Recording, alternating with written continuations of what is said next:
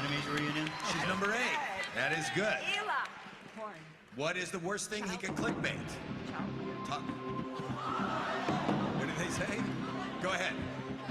Should I say what Donna said? You could. She's your mother-in-law. You gotta listen to your that mother. bad? What'd she say? What did she say? Jesus, Mom. I didn't hear what your mother said. Say it. What is I love when the daughter is afraid to say what your mother said. Oh, she's Jesus. child pornography? What did she say? Child pornography from your mother. Your mother said child Can we pornography. unpack that a little bit? Using that as clickbait, no less. I mean, you're right. I think we're answering the first question.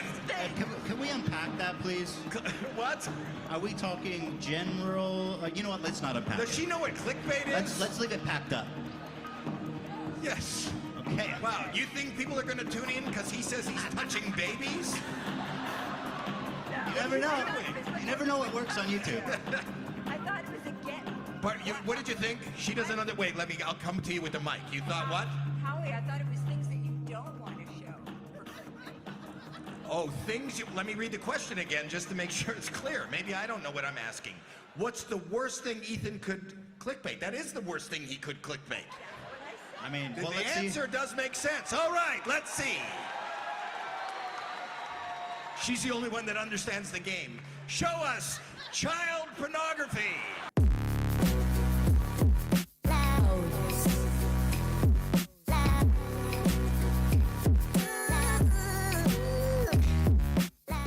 So that pretty much confirms to me that Vaush doesn't actually care about advocating for trans people and just uses trans rights as a pretext to act like a fucking dingus. Listen, I think Vaush is trash, okay? And if you actually genuinely do watch Vaush on a regular basis, you also know he's trash. And yes, Vaush, I think you're garbage. I think you're trash. Honestly, coming from someone who watches both of you, this whole thing is so stupid. Do you hear yourself? All three of you are so immature when it comes to each other. Whenever there's an argument such as this one, here's a really fun, really solid thing to do, okay? Because people always do this. They're like, dude, everyone is equally at fault here, okay?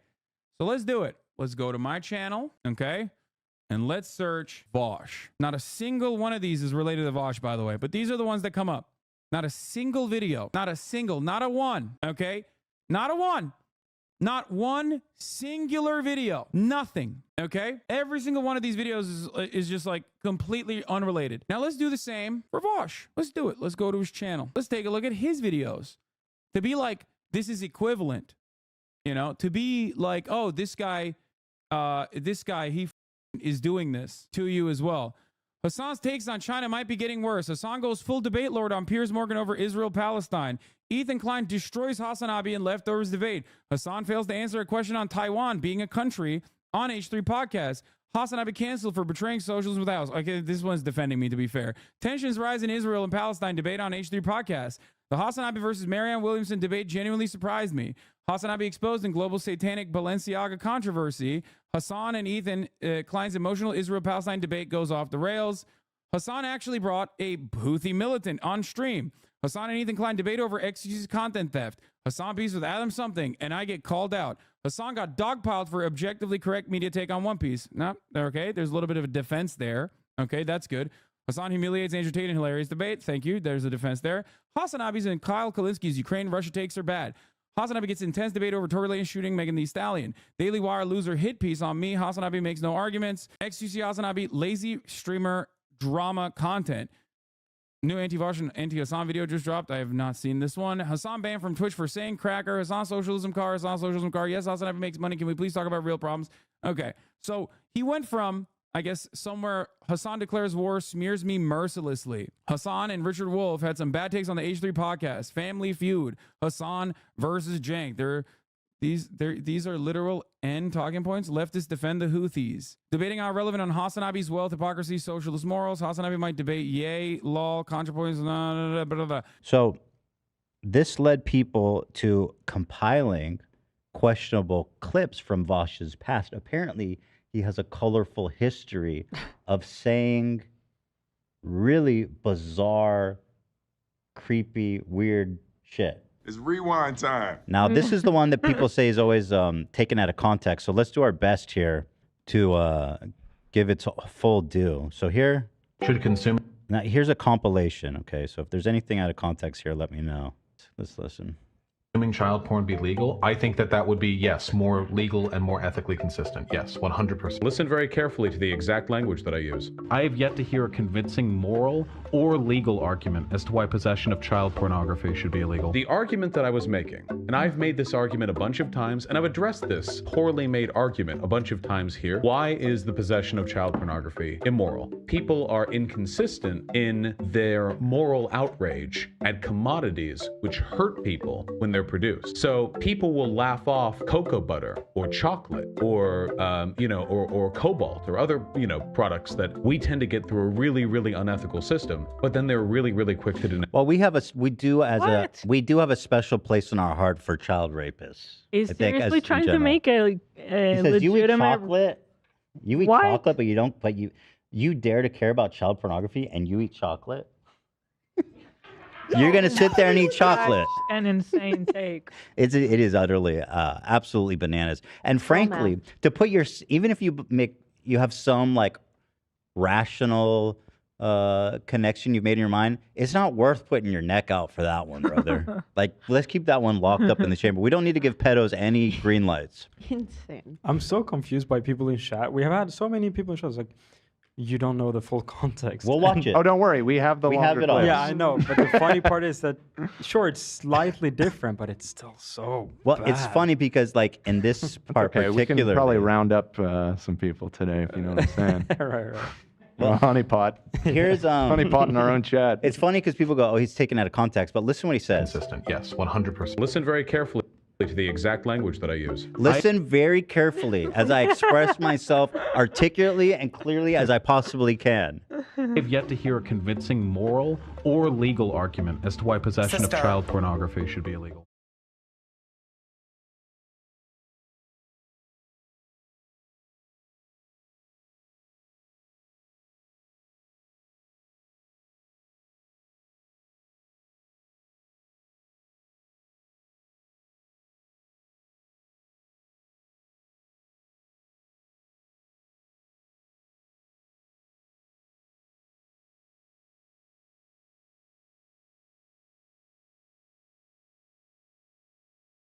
Did you know that there's this other streamer called Vaush, who's fatter and has a ponytail, who's actually a pedophile?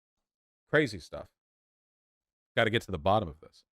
Really though, one of the top thing that you do if you hate somebody but don't have an argument against them is you accuse them of being a bad thing, right? This is like not an alien tactic. I've done it to people. I normally try to do it alongside having arguments that I think meaningfully attack the positions that I dislike them having. But in my experience, usually this stuff gets dredged up by people who like despise me. Like oftentimes it's by Nazis or like stalkers or people who harass me or whatever. And they're like, "Heh, gonna get him this time." But that's not like the entirety of the people who are involved with it. It's just like, it's definitely a noticeable tendency. So I don't know, sure, we'll go over the thread. I think a couple of people like DM'd or emailed me, asking me to debunk it or whatever. There's not really anything to debunk because debunking implies like a definite like fact, true, false thing. And if there was anything to debunk, there would have to be an established premise.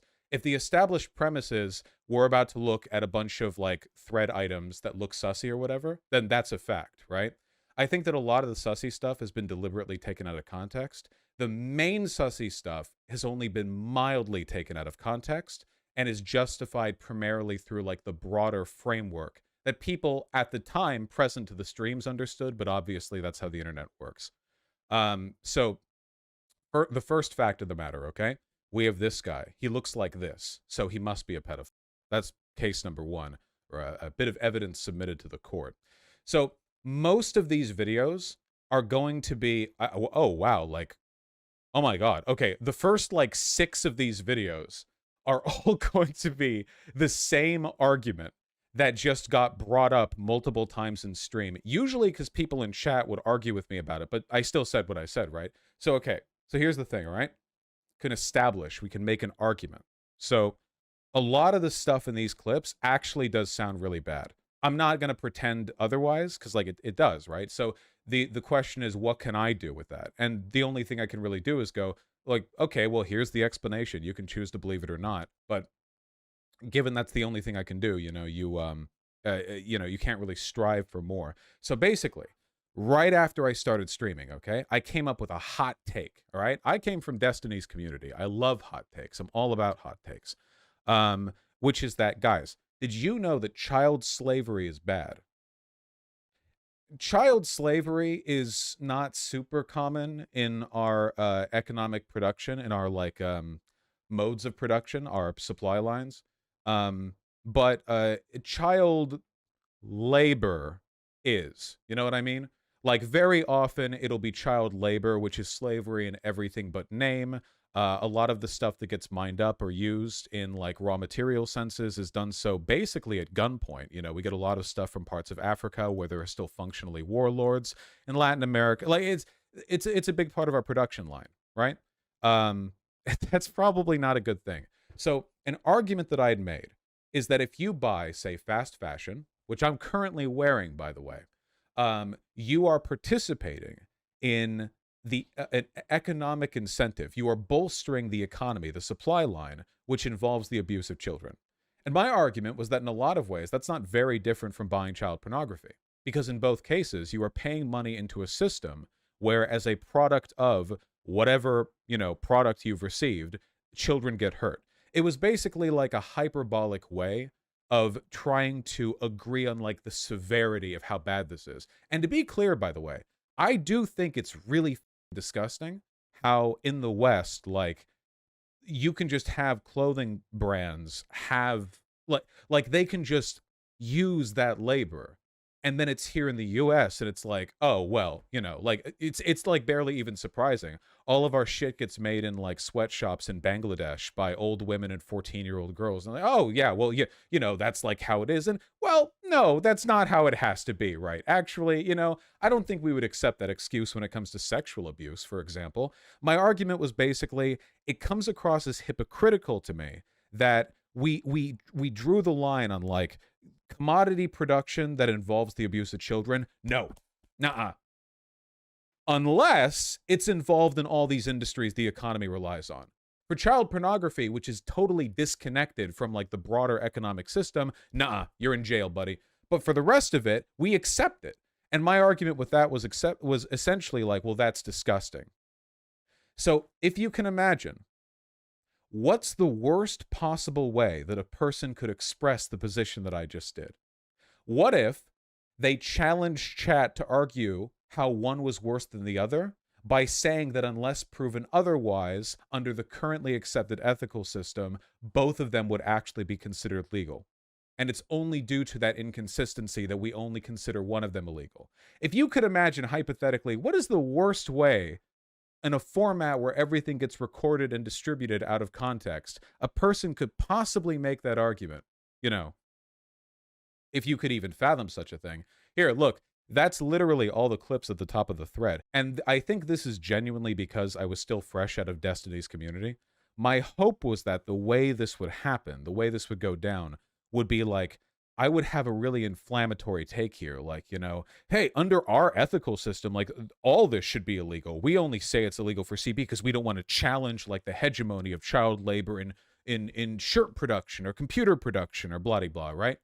What I thought is I'd say stuff like that, and then people would be like, that's ridiculous. I think these are totally morally distinct. And then they would come on and argue with me, and it would be like a platform to hit home how bad the child labor stuff is. I thought that the provocative take would be like a prompt for people to engage with. How naive I was. If you could, would you have rephrased that take? Yeah. All I would have to say, and this is the position that I've had, and I think anyone who watched back then made like pretty clear what I was saying, because I've never heard a pedophile try to defend pedophilia by saying it was like child slavery, which was bad. That's an odd way to go about that. I think that if you're charitable, you can understand that it's a pretty like bad way of phrasing the argument. But as somebody who's seen a lot of like map Twitter insanity where people get taken down or shoe quote tweets people or whatever else, you know, that's not normally a way that pedophiles typically defend themselves. So that's really a charitability thing. But anyway, yeah. Oh, by the way, to be clear, these clips all sound terrible because these come at the like tail end of me arguing with chat for like 40 or 50 minutes to try to like defend the take that they're not morally comparable. And of course, that's where you get like the clip chimping, right? I've probably said like 80 things this stream where if you clipped only one sentence, it would sound bad. You have to be really careful with stuff where the beginning and end gets cut off like that. Like zoophile, like drawn stuff, it should be 100% legal. In fact, and this is going to be a real hot take, I have yet to hear a convincing moral or legal argument as to why possession of child pornography should be illegal. So, as I said, to reaffirm the themes here, the exact argument, the context, which I think is actually really clear if it wasn't cut off at exactly this point, was that under our system, where we do allow billions of products to be made with child slave labor, in that system, it shouldn't be because our system is so to begin with that like the distinction is being made purely out of convenience. A distinction made as long as it doesn't interrupt the supply lines. While that does sound bad without context, yeah, it certainly does. That's why I can't say I debunk anything. I can only say, you know, if you want to be uncharitable, you can. Or if you want to be charitable, you can. Vaush, you literally said that exact sentence. I saw the entire thing. See, look, an original... yeah, see, I don't remember the exact wording of anything that I did 4 days ago, let alone 4 years ago.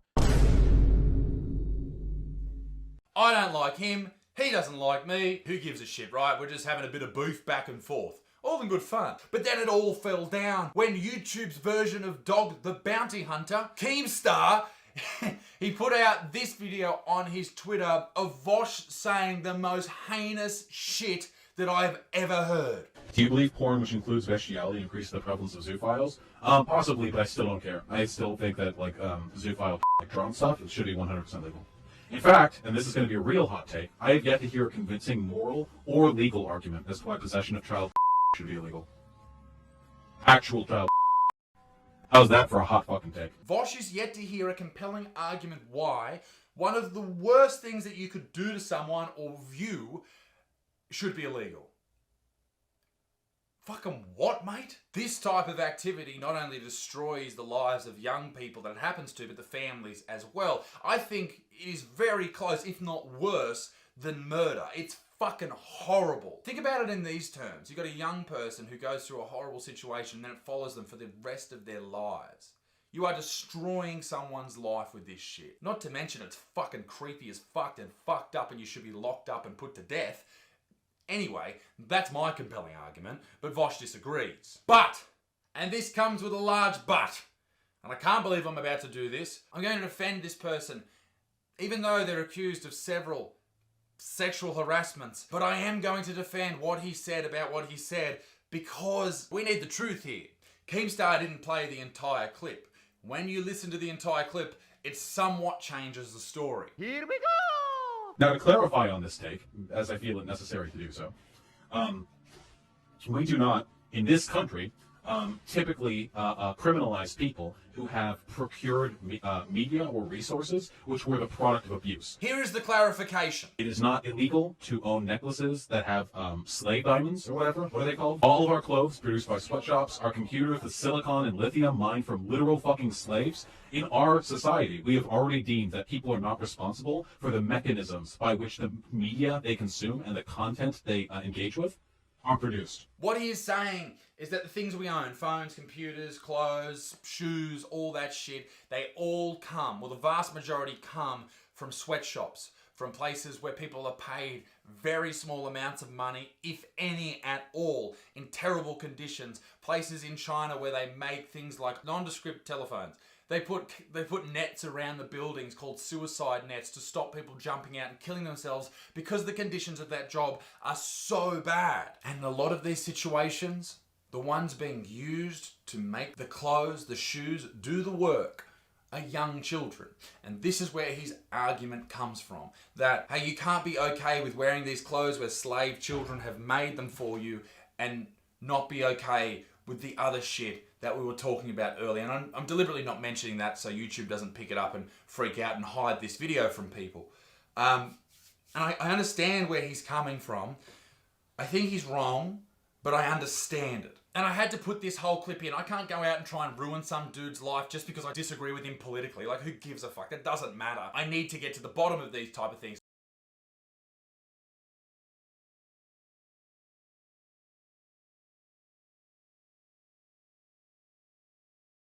Do you believe porn, which includes bestiality, increases the prevalence of zoophiles? Possibly, but I still don't care. I still think that, like, zoophile, like, drone stuff, it should be 100% legal. I still think that, like, zoophile, like, drone stuff, it should be 100% legal. You can see this is an example of the kind of structure that I'm referring to. So Vaush, like many before him, have accidentally opened their spicy folder, which as a concept is something that I'm truly have always found bizarre. I mean, no offense to all you guys who have a collection of spicy folders, but the idea of just It's a good question. bringing it all together, and it looked like his Bringing it all together. his was a pretty serious organizational operation. Really? Yes. But anyway, the Categories. We have categories. There were like subfolders in Yes, the folder? subfolders. No. the folder was literally called Don't tell "To Be me. Sorted." Yeah. Let me know because I Wow. got fucking files on top of files. This is files on top of files. I didn't know that. But it's not that he was looking at corn. It's that what was in the folder was something I hadn't seen happen to a creator before. It was actually corn of horses, horse cocks. Just the right height. No bucket is required. Drawn ones, right? I don't know how much of a difference that makes, but it was horse cock. Was it actual horse I cocks? think it Or makes was a it difference drawings somewhat. of a horse It was drawing. Okay, so So drawing of a no horse cock. no real images of horse No cock. real animals were involved. Yeah, I mean, that's good. Okay, We well. appreciate that.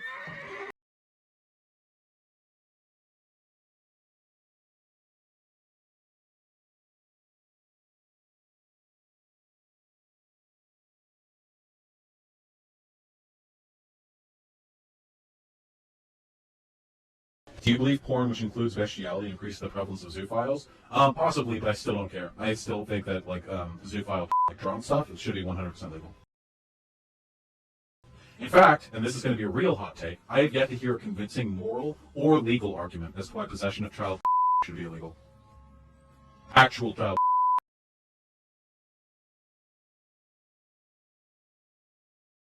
Now, to clarify on this take, as I feel it necessary to do so, we do not, in this country, typically criminalize people who have procured media or resources which were the product of abuse. It is not illegal to own necklaces that have slave diamonds or whatever. What are they called? All of our clothes produced by sweatshops, our computers with silicon and lithium mined from literal fucking slaves. In our society, we have already deemed that people are not responsible for the mechanisms by which the media they consume and the content they engage with are produced.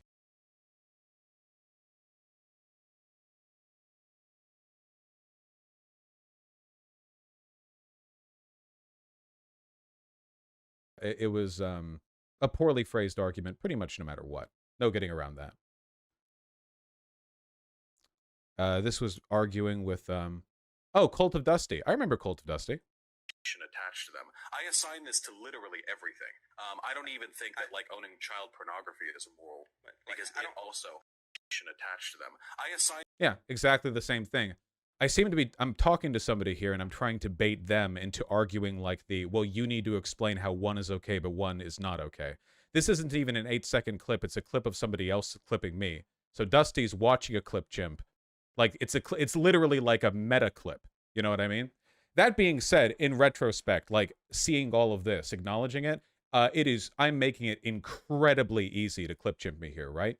But they're like cutting out me saying because or explaining anything. He and many other leftist philosophers from that point forward have said there is no ethical consumption under capitalism. The effort to try and rid oneself of consumptive habits which lead to unethical consequences is not only futile, it genuinely is. Nobody can do it.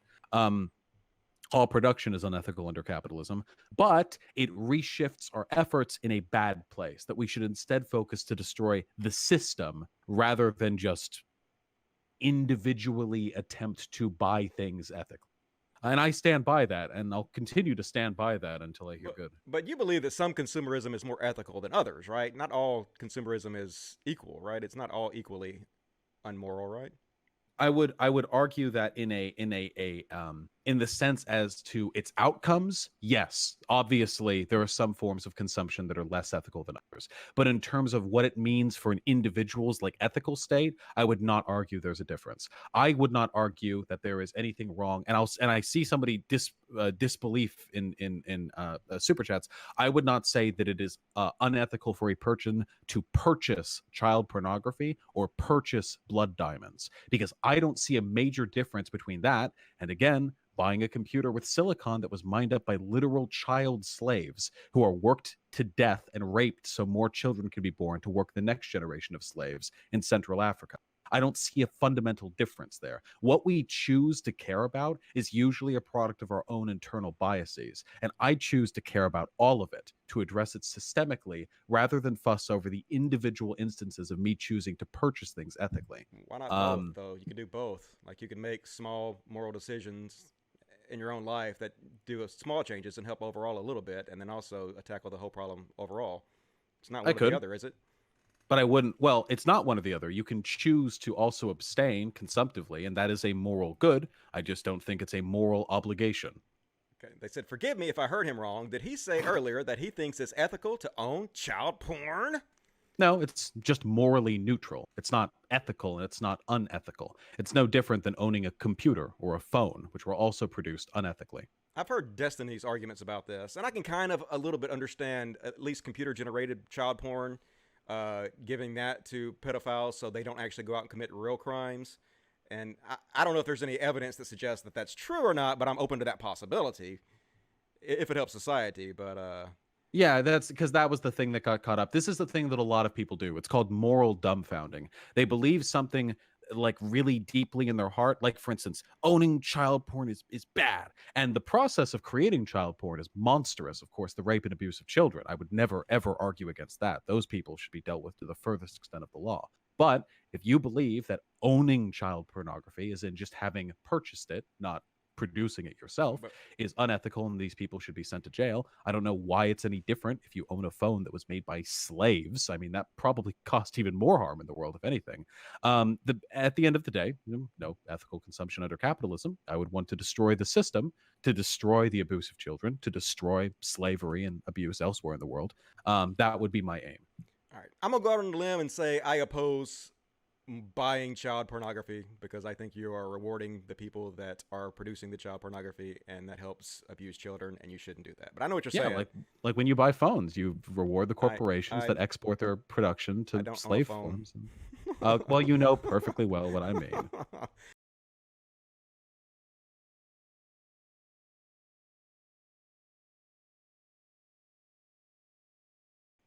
They said, forgive me if I heard him wrong. Did he say earlier that he thinks it's ethical to own child porn? No, it's just morally neutral. It's not ethical and it's not unethical. It's no different than owning a computer or a phone, which were also produced unethically.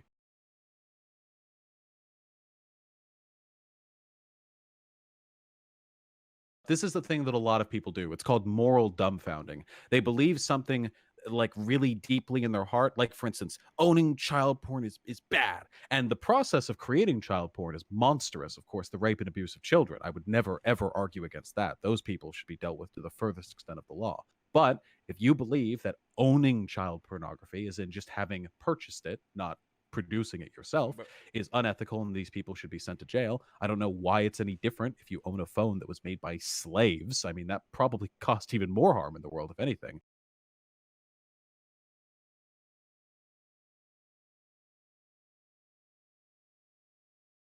Listen, if you were a fan of Vaush's or are or whatever, and you defend this just like in the sense that like he's just using extreme hypotheticals in order to, for the sake of the argument, and none of this is real, none of this has any real impact on his own views. He's just using it as an example. How do you square that with the dude having a folder full of lolly porn? Like, doesn't that change the context at all for you? The other one is like a threesome with two chicks and a guy. And in retrospect, looking at it, knowing now that that artist is a lolicon, yeah, I can see it. We've seen the horse cocks and we've seen the lolly. Right. Like 3 days ago, before that happened, you'd maybe have a leg to stand on with the argument of like he Plausible doesn't believe all this. deniability. He's you know, maybe it's in bad taste, but these are valid. You know, these are arguments that are being made for demonstrative purposes. But now, the dude has a folder full of lolly porn. I don't know. That kind of changes the context. The doesn't pieces it? are coming together. Doesn't it? I think it does a little bit, sure. Who's Cult of Dusty? Just a content creator that I interacted with before. Oh, this is actually from a separate thing. So this one right here is 100% pure dishonesty. This is, I talked about this with a non-compete. This was the one where non-compete was defending Luna Oi, calling me a pedo, and I explained why. Not only was it not pedophilic, but it was clipped to deny the next sentence, which was part of a broader argument against the abuse of children.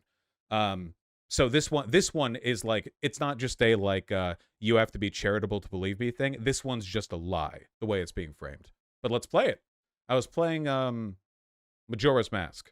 Okay? It is possible. Please, please, right now, uncuck your dumb shit lip-cuck SJW brains. And So the context of this, by the way, was that I was arguing how do I phrase this best? Okay. What's something that child abusers tell themselves? What's an argument that they make? What's a thing that they say to themselves to justify what they've done? Most people have a pretty heavily ingrained belief that the abuse of children is bad. But a lot of people who engage in that behavior anyway will lie to themselves and say, oh, well, it's bad broadly, but in this specific instance, it's fine. You know, like, okay, broadly it's bad, but this right here, that's true love. I've seen so many map defenders say something to that effect on Twitter. I think it's a pretty common lie that people tell themselves. I think it's pretty disgusting. And what I was trying to do was construct an ethical argument against that in a non-case-by-case basis. Essentially, even if you took the assumption that any specific delusional belief that your particular child abuse is not abuse, you could still make a consistent ethical argument against child abuse at all. Or to put it another way, you could easily shut down pedos who say stuff like that. And I think I actually explain how in the full clip of this perfectly well. It was a distinction between act and rule utilitarianism. Essentially, the argument is something like this, okay? You know what's not good? You know what you shouldn't do? You shouldn't take bricks and throw them over a highway overpass, slamming them into the windshields of people below. Correct? That's a bad thing to do. Can we agree? Clipped. He believes it's bad to throw the bricks. You probably shouldn't do that, okay? Now, let's say, for example, that you threw a brick. It slammed into a car windshield. The driver careens, hits a nearby wall. They have to go to the hospital. They're mildly injured, but in the hospital scans for broken bones, it's found that they have cancer. And because it's caught early, they're able to treat it and it goes fully in remission and they're effectively cured. Now, could a person who had thrown that brick then say, well, I actually did a good thing? No. Even though the outcome of their specific action was good, this is the distinction between rule and act utilitarianism. As an act, the outcome of their action was good. That's true. There was an overall net benefit to the life of the person who crashed because of the brick you threw at their window. But as a rule, the action you took and the good of the outcome were disconnected through circumstances you could not have predicted or accounted for. In other words, it was luck. And that means that even in instances where something is broadly bad but specifically good, you can still have a rule against all of it, even when the act outcome is good. Or, to be very pointed with the analogy here, what are you talking about? I'll tell you. Even if a child abuser, somebody, an adult who had sex with a person under, a kid or whatever, was like, hey, here's some hyper-specific evidence that our relationship has led to some positive outcome for the young person, you could still do the Chad face. Doesn't matter, buddy. Sorry. put your hands forward. You wouldn't have to specifically litigate the morality of what they had done and the outcomes of what they had done because the rule of what they have done is bad. This is a distinction between act and rule utilitarianism. And it was an argument that I was giving here. The way this is clipped makes it seem as though I'm not giving that argument, and it's purely dishonest. Nothing here is about charitability. It's purely important. Here's the full context of the clip. Vaush context. Vaush explains why he isn't an act utilitarian improved version. Not that you guys miss. From the Vaush context emporium. It's funny that like there are so many uncharitable, bad faith, dishonest attacks against me that there's like a market in my community for being like, I really do resent people like Jordan Peterson who do this like, well, you need to look at my texts in order to understand what I said, because he's lying. He just says stupid shit. Whereas people just lie about me all the time. Sure, I'll watch this. I haven't seen this, you know, maybe this crucifies me. I don't think it does, because this was more recent. I remember this full argument. Misunderstood. I just think that this is very dumb for you to misunderstand this point. It's not like you guys misunderstood. It's just like, this is embarrassing. Okay, look, this is super duper simple. Okay, a utilitarianism, act utilitarianism, is about considering the consequences of a specific action. Okay, it is possible. Please right now. This is where it gets cut. Now uncuck your dumb shit libcuck SJW brains and recognize this empirically correct fact that I am about to spit. It is possible for an adult and a child to have a sexual relationship and for it to have positive outcomes on the child as well. That is possible. However, so this would be like the brick in the windshield argument. It would be like arguing even if something horrifically stupid and bad and destructive happens, circumstances can lead to positive outcomes for literally any bad thing. You could literally argue like, you know, is wrong, but in this specific instance, when you the person, it turns out that led to them unblocking a previous memory of sexual abuse they'd had that allowed them to like sue their husband or their father for abusing them as a kid. And it's like, does that like take away from the heart? No, it doesn't. That's the thing. Killing people is the most obvious example of that. Yeah, exactly. The funny thing is, I think that in spite of like the spiciness of the take here, what I'm saying is actually not controversial. In fact, I would be suspect of anybody who disagrees, because the implication of somebody flatly disagreeing with what I've said here would be a suggestion that like, if somehow an abuser could prove positive outcomes to their abuse, you would have to shrug and allow that. So I really do think everyone agrees with me on this. They just don't like it being put to word, or they don't like the way it's phrased or something, but the argument is perfectly sound, and I fully stand by it. Categorically, we discourage those relationships because, as a rule, it is substantially more likely that enabling them would cause harm in society. That's the difference between act and rule utilitarianism. An act, man, my voice is so insufferable here. Holy shit. Utilitarian would say, oh, this is an instance where it was good for the adult and the minor to have sex. That would make it a good action. But the rule utilitarian, which is what I am, would say, even though that individual outcome was good, the act was still bad because in general, in a broader application, for adults and children to have sex with one another leads to horribly destructive outcomes. So this is why I say this isn't even a charitability thing. It is an objective fact of the world that this was clipped dishonestly in part of like an anti-child abuse argument. Thank you very much for the full clip, by the way, whoever linked it. And thank you, Vaush's Context Emporium.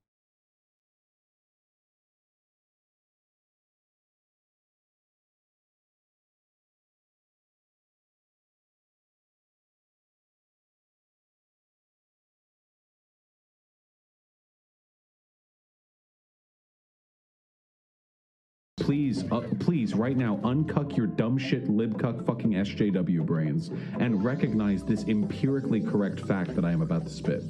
It is possible for an adult and a child to have a sexual relationship and for it to have positive outcomes. Now, Vaush, child as well. Now, Vaush, I've been looking for the context of that one. If somebody has it, please send it, because I really, again, I don't know where that could possibly go. other than being like psych. A utilitarianism, act utilitarianism, is about considering the consequences of a specific action. Okay, it is possible. Please right now uncuck your dumb shit libcuck fucking SJW brains and recognize this empirically correct fact that I am about to spit. It is possible for an adult and a child to have a sexual relationship and for it to have positive outcomes on the child as well. That is possible. However, categorically, we discourage those relationships because, as a rule, it is substantially more likely that enabling them would cause harm in society. That's the difference between act and rule utilitarianism. An act utilitarian would say, oh, this is an instance where it was good for the adult and the minor to have sex. That would make it a good action. But the rule utilitarian, which is what I am, would say, even though that individual outcome was good, the act was still bad because, in general, in a broader application, for adults and children to have sex with one another leads to horribly destructive outcomes. For that reason, it is an unethical act. So on the off chance it might help someone, we just allow everyone to engage in a generally destructive practice. Except that's the literal exact opposite of what I am saying. Do you have fucking brainworms?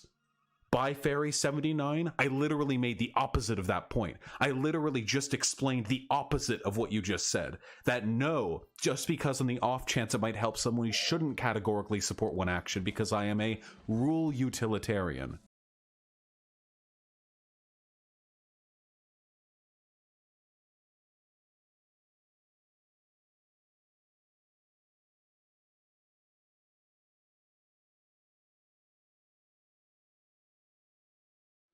Vaush freely admits to masturbating to child. Oh, really? Do I now? Well, that's an interesting one. This is going to be a surprise to me. I haven't seen this clip, I don't think. It's all over today, folks. Nice right now. We've all jerked it to Lolly at some point or another. Oh, wait, hold on. Wait, I remember this. Hold on. This is a bit. Well, you don't have a penis. We have all at some point in our lives been going crazy on some hentai site, and we've been stroking as hard and fast as we can, and then after we nut, we go back, look over our history tab, and we go like, oh geez, oh boy, some of these girls looked pretty young. Okay, so the you're clearly so serious here. Yeah, so the joke was I was talking with chat about how hentai sites are packed with lolicon. I've kept saying this, but my standard on this has not changed. Seriously, if you go to literally any hentai site and you want to not be a pedophile today, you have to like minus tag 78 different things in order to get there. So the joke here, it's called comedic hyperbole, is that you're some kind of masturbation whirlwind and you're like tearing your way through a hentai site and there's just so much lolly that it's like left in your wake. Now, obviously, in real life, you're not actually a hurricane masturbator. You need to click on links to open up different stuff. You don't like thoughtlessly click through a site. The joke was that I am okay. Well, maybe some of you are. The joke of it was that it's so omnipresent that it's just infinitely everywhere. Oh, and by the way, this is still a real issue because if you see a doujin, like a hentai doujin, where it looks good and it's like, damn, these chicks look like adults. Oh my God, look at those large tits. That's cool. What a novelty on a hentai site. And then you look at that and it's like, oh, well, that's cool. I get hard to that. And then it's like, oh, they're all like Fire Emblem characters. And they're all just like 6'5", 17-year-olds who happen to be like military commanders and have a beard or whatever. And it's like, oh, this is literally the joke of like any time that I look at a girl on stream, no matter how old she looks to be, chat's like, Vaush, she's 3. So, you know, again, if you want to be uncharitable here, like if you seriously think this is like a admission to pedophilia, this is like the most retarded admission in the universe.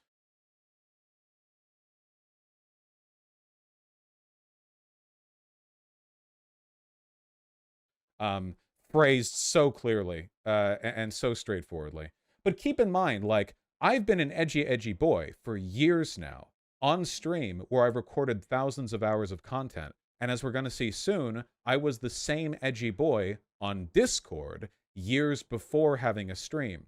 If you imagine somebody in my position is like surrounded by people who hate him and want to clip everything they can to make people think you're a bad person, I don't think it'd be that hard to do so. Think of it like this, okay? Imagine if somebody wanted to prove that like Nick Mullen from Cumtown was a pedophile. Do you think it would be that hard for them to cut together a bunch of clips? I'm going to go ahead and say probably no. It'd probably actually be extremely easy to do that if you wanted to. And people have tried. They usually Cumtown fans look at that and they go, okay, dipshit, like this is cut out of context, this is cut out of context, blah, blah, blah, blah. The problem with me is that people hate me so much that it like there's a disproportionate imbalance. The replies and quotes to that were amazing. Lolicons were defending the take unironically so that it didn't implicate them. Yeah, you can tell pretty clearly if I was an advocate for a child pornography or lolicon, then every time I came up, lolicons and child pornographers would not quote tweet saying they hate me.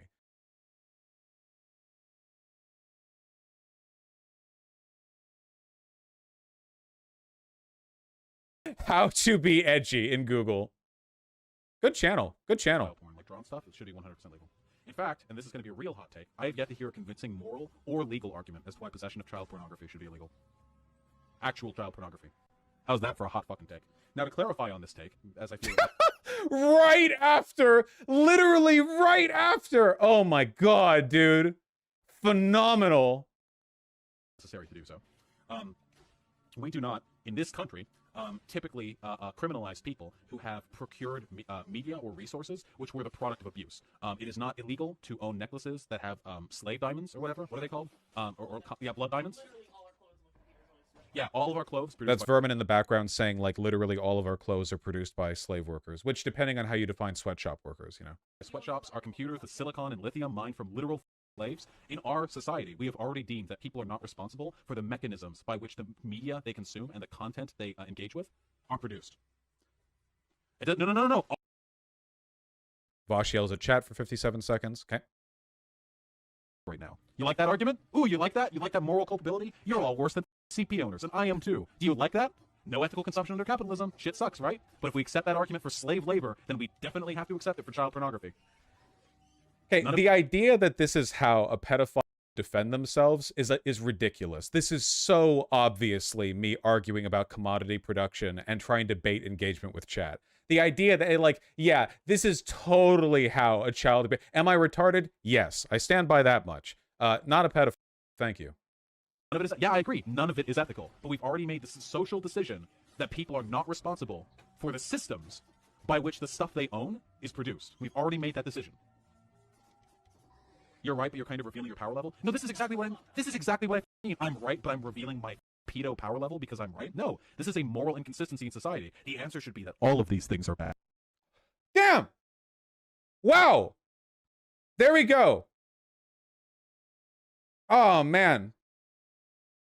I can't believe I'm always right. The only thing I've gotten better at is phrasing my arguments so no specific sentence gets clipped out of context, okay? Apart from that, everything that I said back then... Well, I do think there's a lot of nuance you could add to specifically clarify this, that, or the other, but, like, holy shit, you know?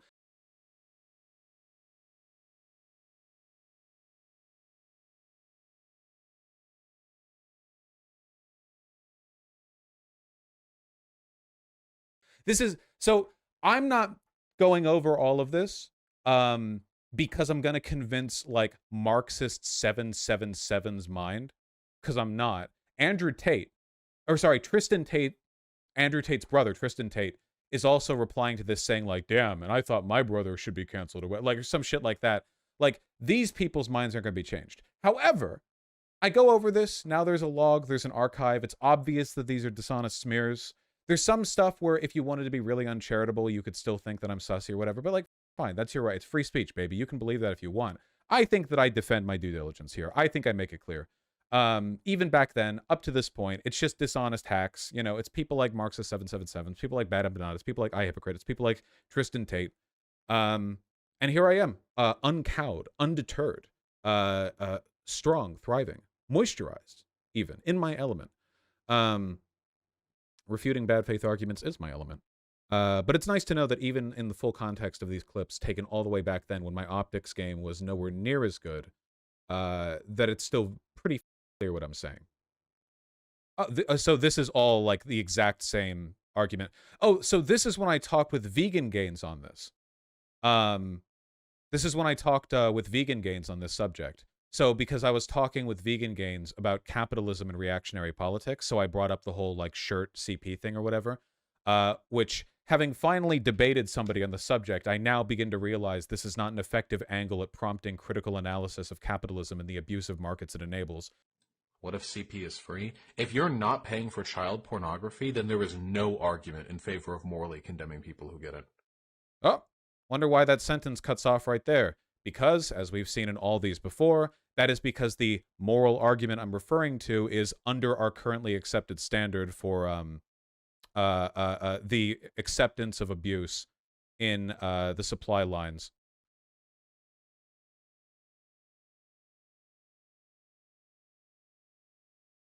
Oh my God, you said that well. Well, in this case, it literally clearly cuts me off as I'm saying, so this is a more dishonest clip chimp than others. What if CP is free? If you're not paying for child pornography, then there is no argument in favor of morally condemning people who get it. Oh, wonder why that sentence cuts off right there.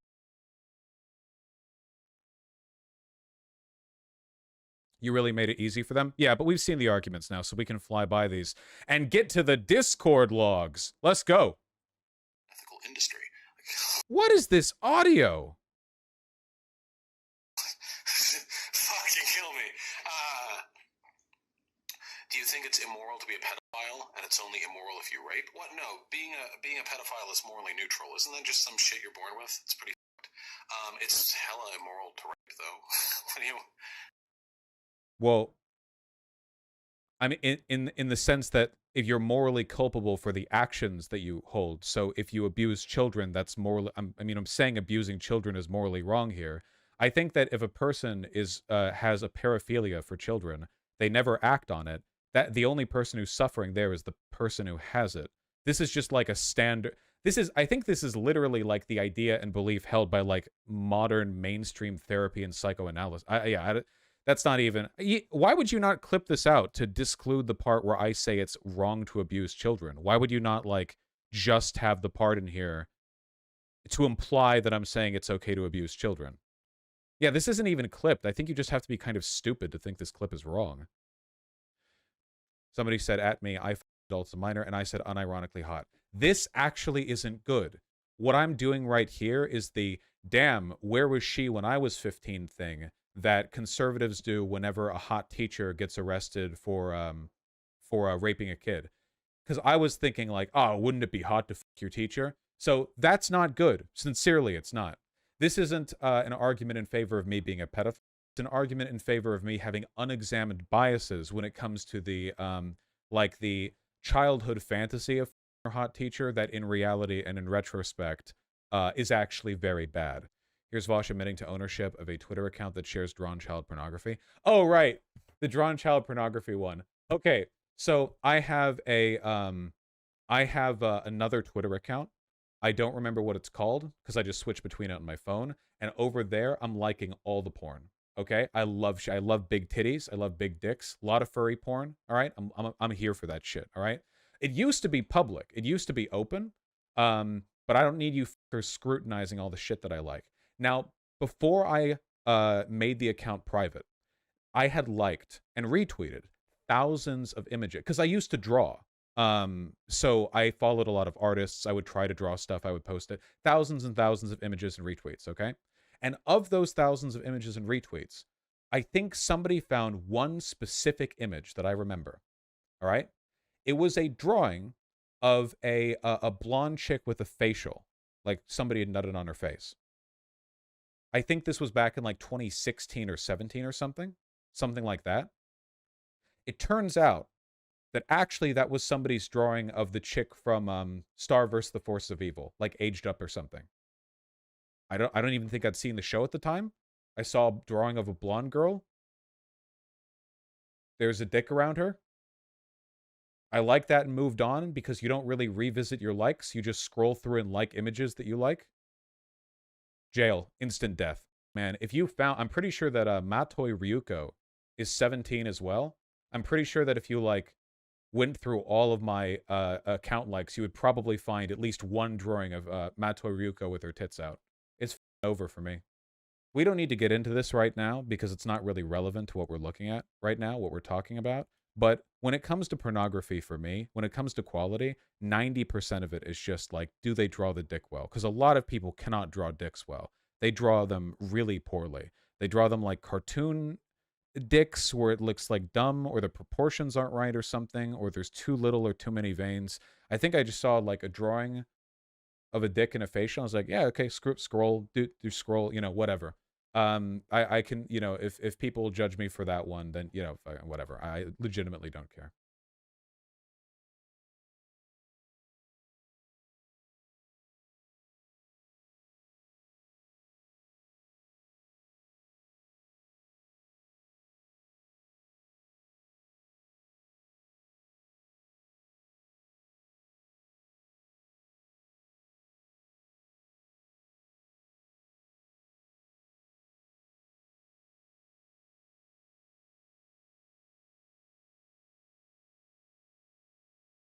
Considering getting back into the gym? Yes, as soon as I move. As soon as I move. Who would win, Brempo or Jocko? Dude, you really think anyone's going to be able to take down fucking Jocko? Is Lolly child porn? No. For complicated reasons, I don't consider Lolly to be child porn, and I firmly argue against the prohibition of Lolly or other underaged drawn pornography. Do I love mixed people? I do. I really do.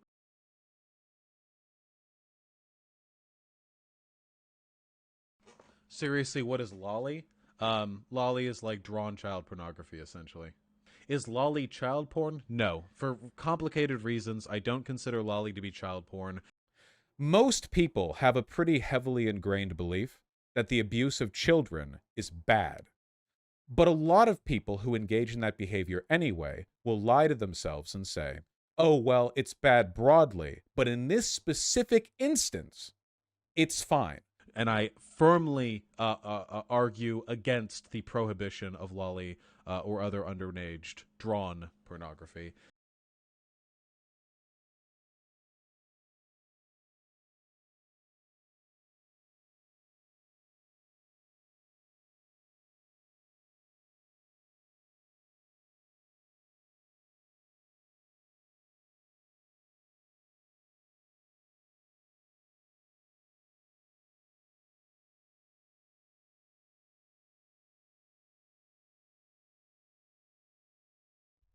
Do you have any position on the ethical consumption of porn? There's no ethical consumption of anything under capitalism.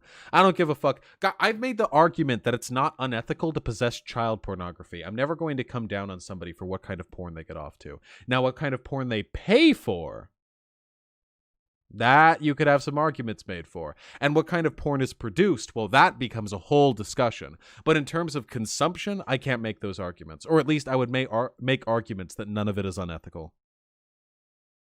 God, I've made the argument that it's not unethical to possess child pornography.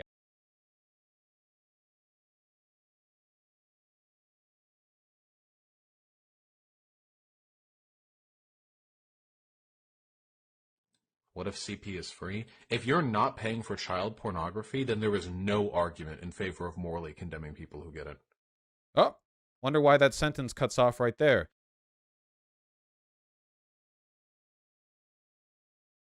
Okay, I can't show one bit here because they show the hold on. How do I censor this? Wait, I need to create new window. I just can't show it on stream. Okay, little window thing there. There we go. Okay, this is what they were calling me a pedophile for. All right? I'm not kidding here. This is the expose. This is the thing this entire thing is based on. There in the bottom left is a drawing of Sailor Moon, but as a black woman. Okay? All right. There, right here, is a white-haired anime girl who is blushing really hard. Right down there in the bottom right was a drawing of the character Connie's ass, where she is in college. If I remember, that is a very adult-looking ass. It was a nice drawing, by the way. And then above that, there are eagle titties, where it's an eagle furry, and there's the stars and bars right there. And then right here in the thing that I can't show because there's like some nut on somebody's face, if you can believe it, is a facial and a blonde chick for a show that I hadn't seen at the time. So like, okay, literally, like to understand the reach, I don't get it. What's the problem? That's a great question. Sailor Moon is 14 in the episode. She makes the face. They're not even scantily clad.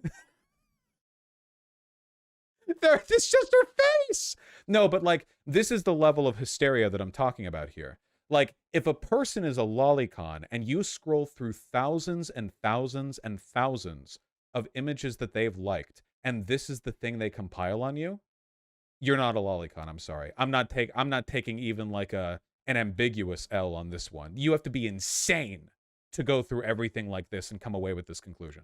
The other one is like a threesome with two chicks and a guy. And in retrospect, looking at it, knowing now that that artist is a lolicon, yeah, I can see it. Vaush said, with a real creepy smile on his face, thank you, that men, at least in the West, are taught to be kind of pedophile. Without even looking at this clip, I agree with this. You kidding me? Yeah. We have incredibly like weird hegemonic standards for the masculine obsession with youth and femininity. Like that, it's not even, okay, like I agree even with the thing that, is this person a pedophile? But I had a creepy smile while saying it. That's true. We have a lot, how do I put this? Does anyone else get the feeling that like men, at least in the West, are kind of like taught to be kind of a little pedophile? Is that seriously? That can get you clipped these days? Oh my god. I have gotten that impression. Yeah. Earlier this stream, we were talking about the secret Mormon Arizona court pedophile exemption, where you get to admit to raping children as long as you do it in the secret pedophile box. That's a creepy okay, right. Yeah, okay, right.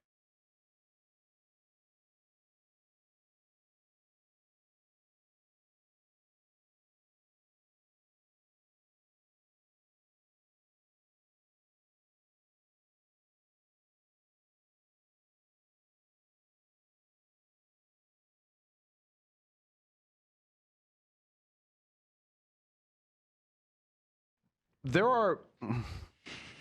We have a lot. How do I put this? Does anyone else get the feeling that like men, at least in the West, are kind of like taught to be kind of a little pedophile-y a little bit with how? Excuse me. I have never thought that, but no, I don't think so. I think in the West, they're generally the opposite. I think it's known in Japanese culture that it's very more pedo-y. But Western culture, is there some? I've never got that impression. Me neither. I mean, can you provide an example, Dan? Well, the thing that's got me, I mean, we do have like an entire generation of people that were raised on the Disney Channel that was being run by this pedophile guy, and all of these young girls that have been sexualized, and they all abuse drugs and turn out with all kinds of problems and everything. I think that there is, at least, but that's the reason I wasn't like speaking up is because like Western civilization is like, that's such a stupid fucking term. First of all, it's like, what does that really encompass? Are we talking about, I guess I'm just thinking more like American culture. Sure. There is like some weird shit there, but like you said, I mean, all of the lolly stuff in Japan is quite a bit more overt than anything we get in mainstream American culture. Well, and I mean, you look at England, you look at the proliferation of like Jimmy Savile, although I guess that's, that's Western. what I'm saying. Is it's like, yeah, I don't. All right, let's see. Well, let's see. He'll explain. And not to mention the entire country of France. All pedos. He's saying it's taught in society. Yeah, he's saying it's taught. I missed that day of school. Right. Yeah, taught specifically? Yeah. No, but like fetishizes young girls and stuff. I mean, I think you'd be lying if you said that. I mean, there's American some, culture doesn't do that. but I don't. Okay, I don't know. I'm not here to defend Western civilization. I just don't think that that's like a prominent feature of our culture. I feel like he's that's not what he's saying though. That Maybe not. Maybe not. he's 'Cause just trying to again, justify himself growing Western up to be a civiliza- fucking weirdo. Yeah, sure. Yeah. And yeah, He's like- Western civilization is like not a concrete thing anymore. It's not my Like, fault. What are we really talking It's about? not my fault. I like this shit. Yeah, he's just like, oh, I was just Society's taught this fault. when growing up. It's not my fault, dude. Come on. It's not your I fault. mean, it might not be. Maybe he was abused. I don't know. It's not your fault. We don't shoot. Like, I don't think anyone will willing. It's crazy, dude.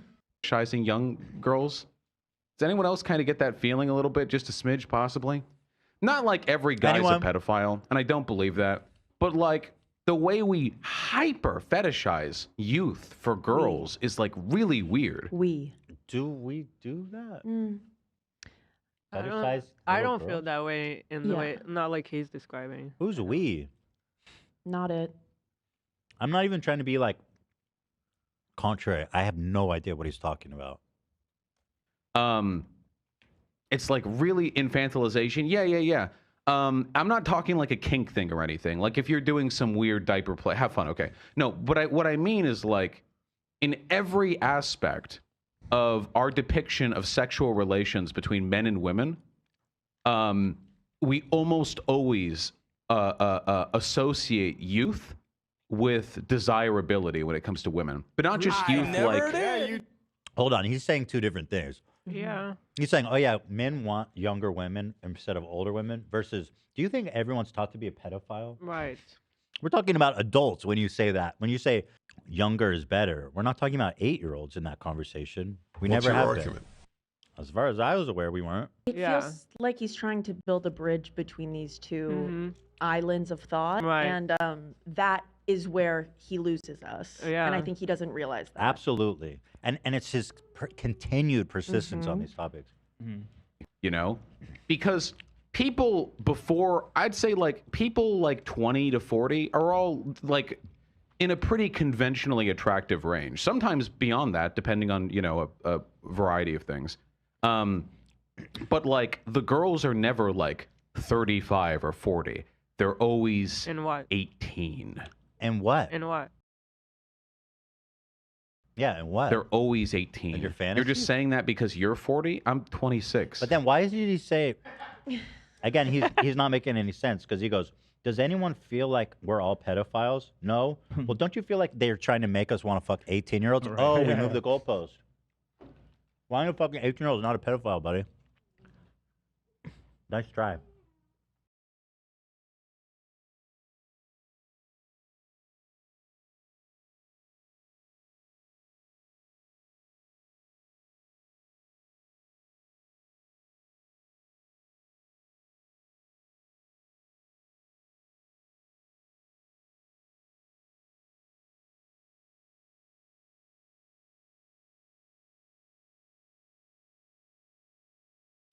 Vaush said, while talking about Owen Benjamin, apparently, statistically speaking, there are 370 people watching right now. I'd be willing to bet at least 20 or 30 of them experience habitual child attraction towards children. It's surprisingly common.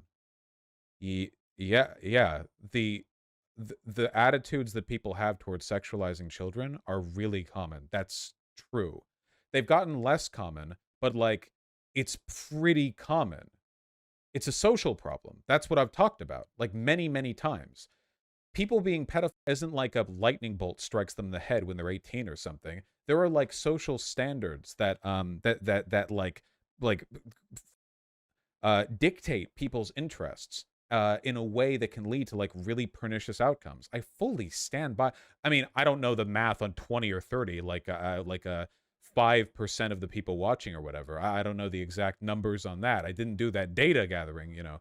But here we'll watch. But by and large, oh yeah, the fact that the jailbait subreddit was one of the most popular subreddit on Reddit for years and years and years. It isn't like one of the current admins of Reddit a former head mod for the jailbait subreddit. It had enormous, like, yeah, it's broadly a social issue, you know? It's a huge deal. I've always been critical of this. I've always been consistent on this. I really don't understand how people can be so dishonest. It's like what Albert Einstein said. Albert Einstein was once asked, how do you feel about the fact that 100 papers have been written disproving your theories on general relativity? And Einstein said, if any of them were true, one would have been enough. I fully stand by that here. What this is a dishonest mishmash of clips and little bits tossed in such volume that they're meant to give you this overwhelming feeling that I'm a pedophile. But no individual piece of evidence holds up to scrutiny. It's just that. It's a bunch of fluff. It's glitter, you know?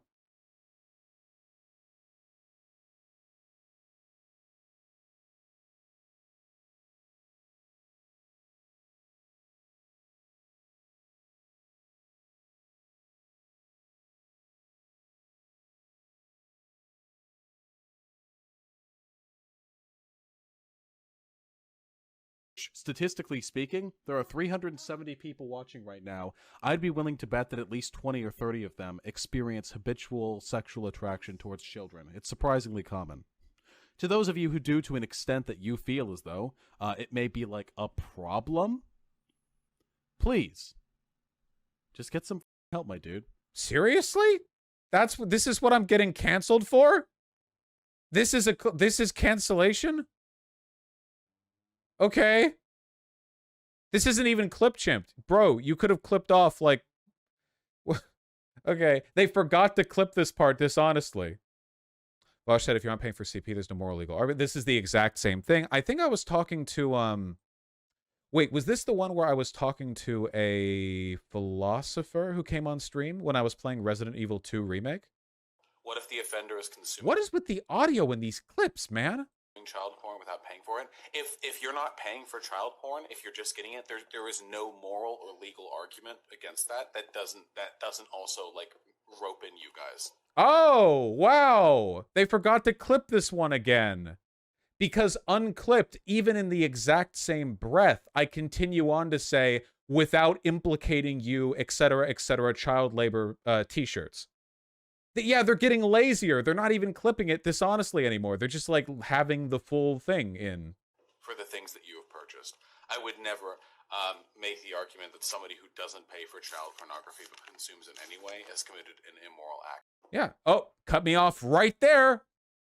So that's why they went going on this far. That's why they didn't cut it off at that point. So they could cut it off at this point to leave out the part where I say, because under our current social and economic system, we've normalized this stuff. So, shouldn't it all be bad? Right. Okay. We've all done this. What did I mean about the child porn thing? Okay. Every time I try to talk about this, people get really fucking ass pained. And it makes it really difficult for me to listen. Okay. Okay. Guys. Here, my only argument is, and I think we can all agree with this, I think this is a very reasonable position. It's that sometimes when we consume certain oh shit. I've been looking everywhere for you, Sherry. What's this all about? Child endangerment, for starters. What? Okay, it's a really simple take. Sometimes when we consume media or certain things, it can hurt people, right? It hurts people because the money that we spend goes to processes that are unethical, right? So, for example, when I buy a water bottle from Nestle, that's where we came up from. When I buy a water bottle from Nestle, that money goes to a company that will use that money for a whole lot of really nasty shit. Like really, really bad shit. You know, Nestle is like a unfathomably bad company, you know? So a lot of the things that we buy hurt people. We give money to unethical systems. There's really no other way to live. So my only argument is that's basically what you do when you purchase child pornography. Now, is it disgusting to do so? I think so, yeah. But that's my feelings. That's not really like moral consistency. From a moral level, there's a difference in heinousness between me buying a water bottle from Nestle and a pedophile purchasing child pornography, because the pedophile is consuming a piece of media that relishes in the abuse of a child. Whereas when I buy a water bottle, it's not like printed on the water bottle is all like the starving Africans, you know, that all the like dying Africans who are fucking losing it because of all the formula they were put on. You know what I mean? So it's not it's a difference in heinousness, but in terms of it's the actual moral truism that you're putting through here, we've more or less decided as a society that we shouldn't impugn people morally if for buying things from unethical sources. So I'm only applying that standard consistently. What if the offender is consuming child porn without paying for it? If you're not paying for child porn, if you're just getting it, there is no moral or legal argument against that. That doesn't also like rope in you guys for the things that you have purchased. I would never make the argument that somebody who doesn't pay for child pornography but consumes it anyway has committed an immoral act. That would be incredibly morally inconsistent of me. Anyway, that's all I'm saying. I feel like this is a pretty uncontroversial take for the most part, you know? Like, it feels wrong on a moral level, but I'm not saying that the production of child pornography is in any way morally acceptable. Those people should be dealt with.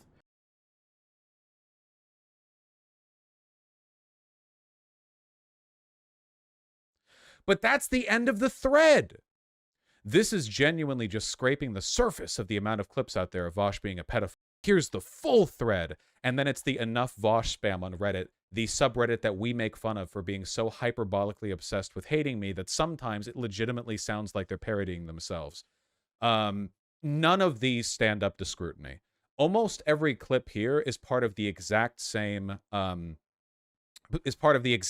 broader argument about like the t-shirt analogy, which, by the way, is not like a secret. None of the clips or screenshots that we've looked at here have been hidden from stream. I've talked about all of this stuff. None of this is like an expose that reveals, you know, it's just dishonestly clipped. And I've talked about this. But now I've talked about this, like, you know, all together, sort of collectively, because people are interested once again in getting the context for these horribly, horribly clipped clips. But none of these, with any scrutiny, stand up, I don't think. And what's more, by the way, if somebody had a big takedown on me, why include a bunch of bullshit that's so obviously either taken out of context or fine at the face of things, that it doesn't stand up? It really makes the entire set of accusations feel meaningless. I just think that it's good to have a record because, again, most people who participate in this bad faith smearing of me, you know, they don't care because they already hate me. I just think it's nice to have a record that one could link to if one was genuinely curious. So it'll probably go on the second channel.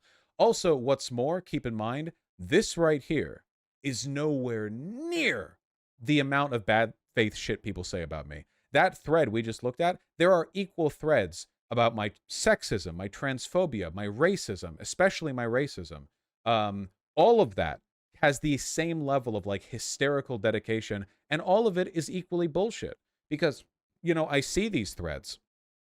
I've been called a chaser because I've admitted to finding trans women attractive, as if that's like an admission, like, you know, that's a secret, you know. I've been called a racist for saying I don't think that. Guys, how many times have people come on my stream to accuse me of being racist for not thinking that black people should be allowed to do ethnic cleansing? That they're not part of a special category exempt from, you know, moral judgment for that particular behavior. Literally over a dozen. So these kinds of bad faith accusations made against me, they're all over the place, and I encourage people to be skeptical when they see crap like that because, well, I mean, you know, again, more often than not, it's just plainly dishonest. The one thing that I will say, though, is that just because 99% of the time when somebody shit talks me, they are either lying or regurgitating a lie, it is still important to be critical because I do unironically take the L on this one. On the, if you're a young boy and you like a hot teacher in school, then that's hot. I do take the L on that one. And I have been clear for basically the entirety of my channel on the opposite of this argument, the idea that that isn't acceptable to say. But it is important to be critical, you know. I'm not saying that like everything said against me is wrong, but notice how these guys didn't even realize how it was wrong. They thought that it was me being a pedophile. In reality, it was me doing toxic masculinity, but they didn't even know. So, right, you know, I'm just saying, like it's fine to be critical. That's critical. That's a good thing. What are my thoughts on Lolly? Is it free speech? The question as to whether or not it's free speech is irrelevant to me. I don't care what's Lolly free speech. I don't care. I would never advocate for the banning of lolly porn. Never, never, never. Very dangerous route. To criminalize a drawing, for the government to be able to look at art you've produced and go, hey, she's pretty flat-chested here. Hey, this isn't lolly, is it? You can be like, no, she's 18. They could be like, well, that's what they all say, isn't it? This looks like lolly to me. No. Hard no. I would rather suffer every conceivable consequence of enabling pedophilia than I would for a moment give the state to power to engage in that kind of decision-making. I believe that people shouldn't be held responsible for their consumptive decision-making in the same way that I wouldn't impugn you for wearing clothing made by slaves. I wouldn't have you impugn me morally for eating the corpses of animals. I always think it's a good thing to go vegan. It's always better to do so. It makes you a better person. I just don't think it's morally obligatory. Okay, I know this wasn't the topic of debate, but no. Did you want to go down this rabbit hole? Yeah, we can probably hit the quick points. Yeah, hit me up. Let's do it. All right, chat gets real feisty. Let's go. Okay, so you're saying that you don't believe somebody should be responsible for their consumption, like their economic choices. Yeah, I think that from the perspective of a consumer, there is a degree of abstraction associated with purchasing a product that that from a virtue ethicist perspective sort of negates the moral ungood, the moral wrong that we've committed. Because we buy shit all the time that's made, the silicon farmed by slaves in Africa, plastic made in, like, you know, factory farms that pollute the earth, like that sort of thing. But we don't impugn each other for it. Okay, so if you were to, so, you know, there's pedophiles, right, who buy child pornography. Would you say they should not be held responsible for doing that? Yes. Really? Even though they're directly supporting child rape? Yeah, I think it's hypocritical. If I because I bought my computer and the silicon in it was farmed in Africa by slaves, if I can do that and that's legal and no one's going to call me out on my shit, then yeah, I have to be consistent in that respect.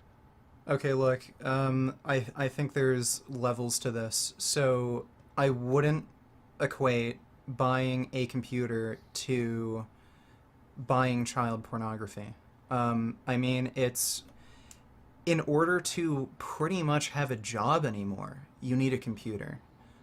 So do you really think it's reasonable to equate something like buying something that might cause some amount of cruelty, exploitation in the world that you need for your job just to be able to, like, not be homeless, to something that you're buying purely for very shallow personal pleasure that causes horrible, irreparable damage to somebody lifelong? I mean, we can actually, like, partition it out. I don't know how much child pornography goes on the market these days. I haven't exactly checked, but I'd be willing to bet that the total amount of suffering that goes into the child slaves that mine out, like, the silicon in Africa, you know, in terms of me supporting that industry, I mean, that's pretty bad. And I didn't have to buy a computer this big. I could have bought something smaller. I could have bought a little Chromebook. You know, I don't wonder how many more hours slaves had to mine up that silicon to justify me being able to own this. Well, it's not silicon, it's elements like coltan. I'm pretty sure silicon is also mined up by slaves, but I have to no, silicon is pretty damn abundant. You can get it everywhere. It's elements like coltan. All right, well, and let's those go with are coltan, mostly then. found in the Congo. But I'd well, go with the it too. thing is- Clothing I wear put together by slave shop work or sweatshop workers. Sorry, glasses, like everything. And if you wanted to step beyond the slavery element, like all of the stuff that I buy, it goes towards corporations. I believe that wage slavery is unethical, the exploitation of workers, and everything you buy contributes to that, unless you're buying from a co-op. Okay, well, look, there are, like, I think we could both agree that reducing suffering in the world is a good thing, correct? Even if you can't get rid of all of it at once? It's always a good thing to reduce suffering, yes. Right, so if you can make just a very simple change that could save a cow's life, like rather than buying a burger from... Well, now you can fucking go to McDonald's and buy a fucking vegan burger. Like, rather than getting a normal McDonald's burger, just choosing to get the Beyond Burger. Like, don't you think you have a bit of a moral responsibility when you can make such a simple decision like that? Like, I will say... Well, yeah. listen, like, if I could... Like, I need a graphics card processor for my computer. I edit every day. If I could buy a graphics card or processor that was nearly as good but didn't require slave labor, then, yeah, I'd get those components. I mean, that's good. That's a good thing.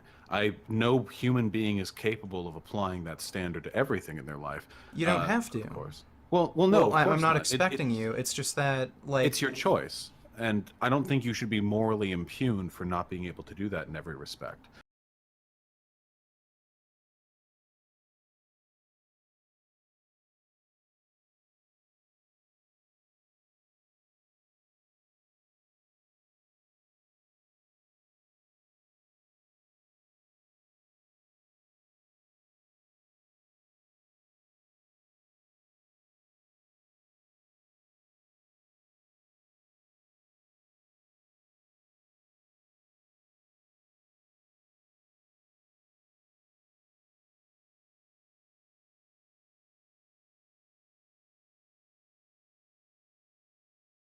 I'm gonna be talking for a little while about bestiality. It's not what this video is about, there's nothing graphic here, and I don't think I say anything particularly controversial, but just know what you're getting into. And with that, let's get into it. Our story begins with a humble Twitter user named Delaniac making the following tweet. Alright, time to capitalize on the vegan discourse for engagement. Absent extenuating considerations, survival, cost, health conditions, is killing an animal for meat morally different than bestiality? Please explain your reasoning below. Now, I'm gonna tip my hand here and say that yes, I do think there is a distinction to be made between these two acts. But that doesn't mean this isn't a good question or that its answer is obvious. In fact, I'd say that thinking through it is pretty complicated. And since that's very relevant here, let's explore the question together. I think most of us probably come into this question with the moral intuition that bestiality is clearly worse than animal eating.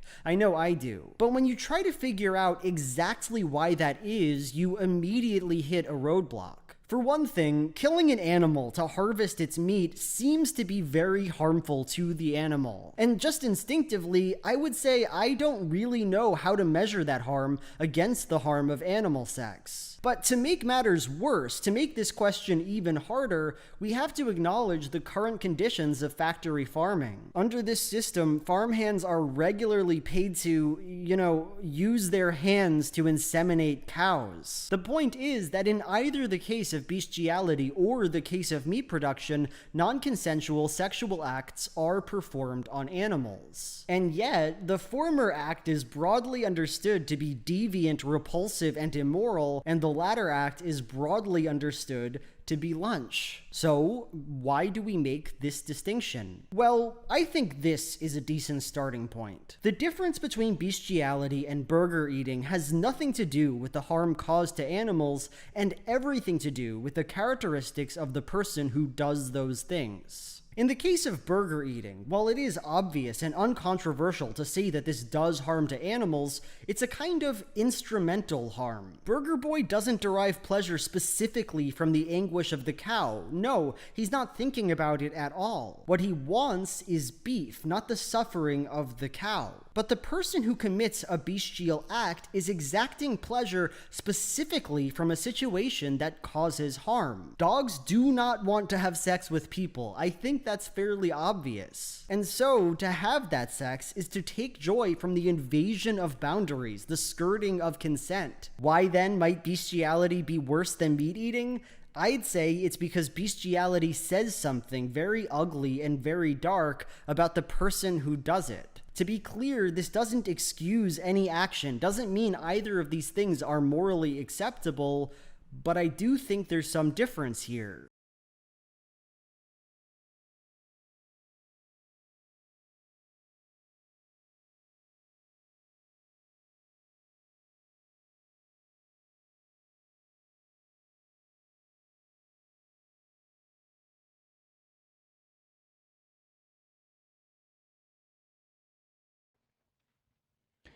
What do you guys make of this?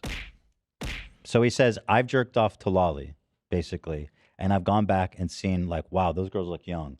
Now, let's listen to this one and tell me how much room for doubt is left. Go ahead.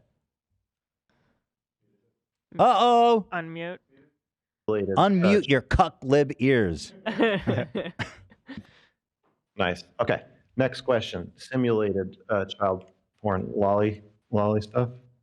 I think it's pretty sussy. Good. What does that mean? I think that if shit, you have an okay. interest in that sort of stuff, you should definitely be checking yourself as to why. You know, like the thing that really bothers me about this shit, apart from the fact that anytime you want to look at like hentai on a hentai site, you have to like negate the tag lolly and thus 50% of the site's content. The thing that bothers me is people who pretend there's no relationship whatsoever between like drawn lolly shit and actual attraction to children. Because of course there's a relationship between those things. It's ridiculous to pretend otherwise. Okay. Take it from me. Okay. That's the end. Okay. That's it. I mean, he basically... He's right. That's Therefore, right. he just did like a transitive property. Therefore, I want to fuck kids. Like it's like a clean equation. Yep. He says, I watch Lolly, and people who watch Lolly want to fuck kids. The thing that bothers me is One more people who time. pretend I'll there's run no it back. relationship whatsoever between like drawn lolly shit and actual attraction to children. Because of course there's a relationship between those things. It's ridiculous to pretend otherwise. So they need to be aware of that, if anything. Are you saying that based on? Yeah. He's actually debating. I think this guy is actually a confessed, self-proclaimed pedophile. There was also a YouTuber who reviewed the movie, and at first I thought he was joking. I thought this was sarcasm. Apparently it's not. This film does try to make you sexually aroused by 11-year-olds. And I'll say it's not bad at it. That's the whole point of the movie, is that you're supposed to be sitting there thinking, look at the blonde one. You're supposed to be sitting there holding these two thoughts in your head, and one that these are kids, and the other that they're hot. I'm done. I'm done with the human race. I'm done with the human race. F*** the first fish that crawled out of the water! Mr. Girl says Disney that it's okay.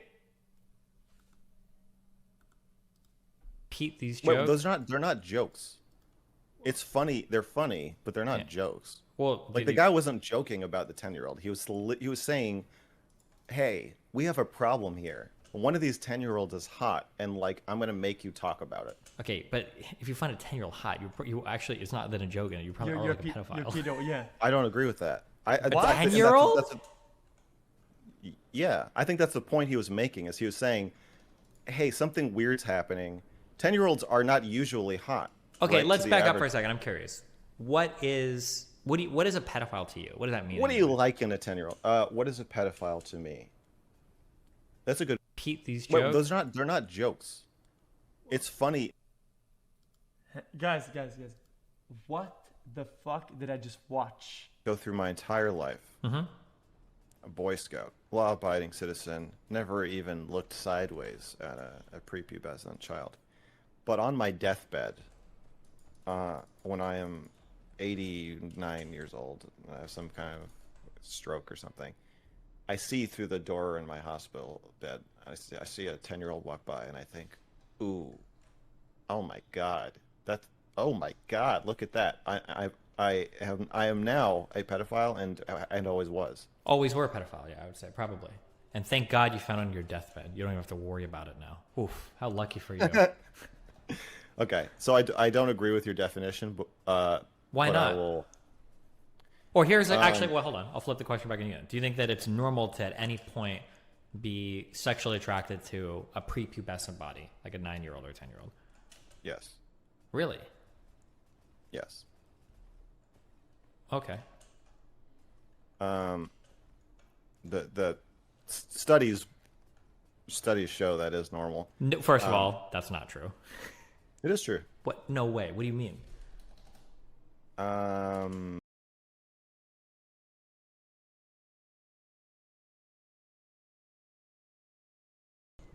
Wait, who's Mr. oh Girl. the dude is Mr. Girl? I am Yeah, Mr. of Girl. course, it's Mr. Oh, that's I- the issue. They told me to react to you and you had your boxers out. You had like your dick full front camera. I don't know what the hell you were on about, but I don't yeah, know your either. videos like I think you have some good messages, but it's just like, bro, like put some pants on before I watch your shit. You feel what I'm saying? Sure. If you want me to talk to Sneeko and try and be all serious, and Sneeko can make funny faces at me and call me a retard and act like I'm an idiot and like he's like, sure, fine, I'm happy to do that. I'll get you guys together. What's your Instagram? My Instagram. Or Twitter. I don't know what you Twitter, use. Mr. Girl Returns. MRGIRL. Where'd you go? I got banned, so I made my second channel, Mr. Girl Returns. Then I got unbanned, so now I have 2 channels. Oh, so what do you do you stream on Twitch or where are you at? I stream on YouTube. I'm banned from Twitch. My streaming channel is Mr. Girl Returns, and my main channel is Mr. Girl. Okay, how long have you been doing this for? 5 years. How old are you? I haven't been streaming for 5 years. I've been making videos for 5 years. How old are you, if you don't mind me asking? 37. Oh wow, so you're way older than me. Yeah. Okay. Well, I mean, I'm also a rapper. While we're talking about it. What the fuck? You're lying. Yeah, his album's lit. Okay, it's some wild shit. That's why you were talking about us black people, because you're one of us. That's right. All right, man. I mean, if you don't mind, can he spit a bar? Mr. Girl, Mr. Girl, Mr. Girl. I'm trying to think of the right bar. Okay. You're playing Minecraft in a cave looking for miners. That's funny. I'm in the same cave looking. Oh shit, diamond. Fuck, I fucked it up. Wait, let me start over. Gideon, shit, hang on, wait. You're playing Minecraft in a cave looking for diamonds. That's funny. I'm in the same cave looking for miners. Cause my sexual attraction to miners is major. Can't even play hopscotch without popping a rager. Always been a pervert, so I accept the insults. When I was a kid, I fucking molested adults. Wait, what the fuck? Wait, hold up. Nah, what the?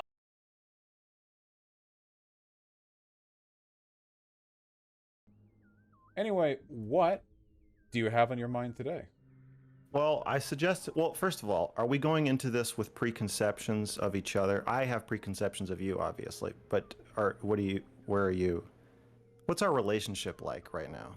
Well, my only preconceptions of you were that you emailed me saying that our opinions might differ on the subjects of gender theory, BLM, and pedophilia, which definitely has, which definitely elicits some preconceptions, I've got to say, a bit of curiosity. Oh, sure.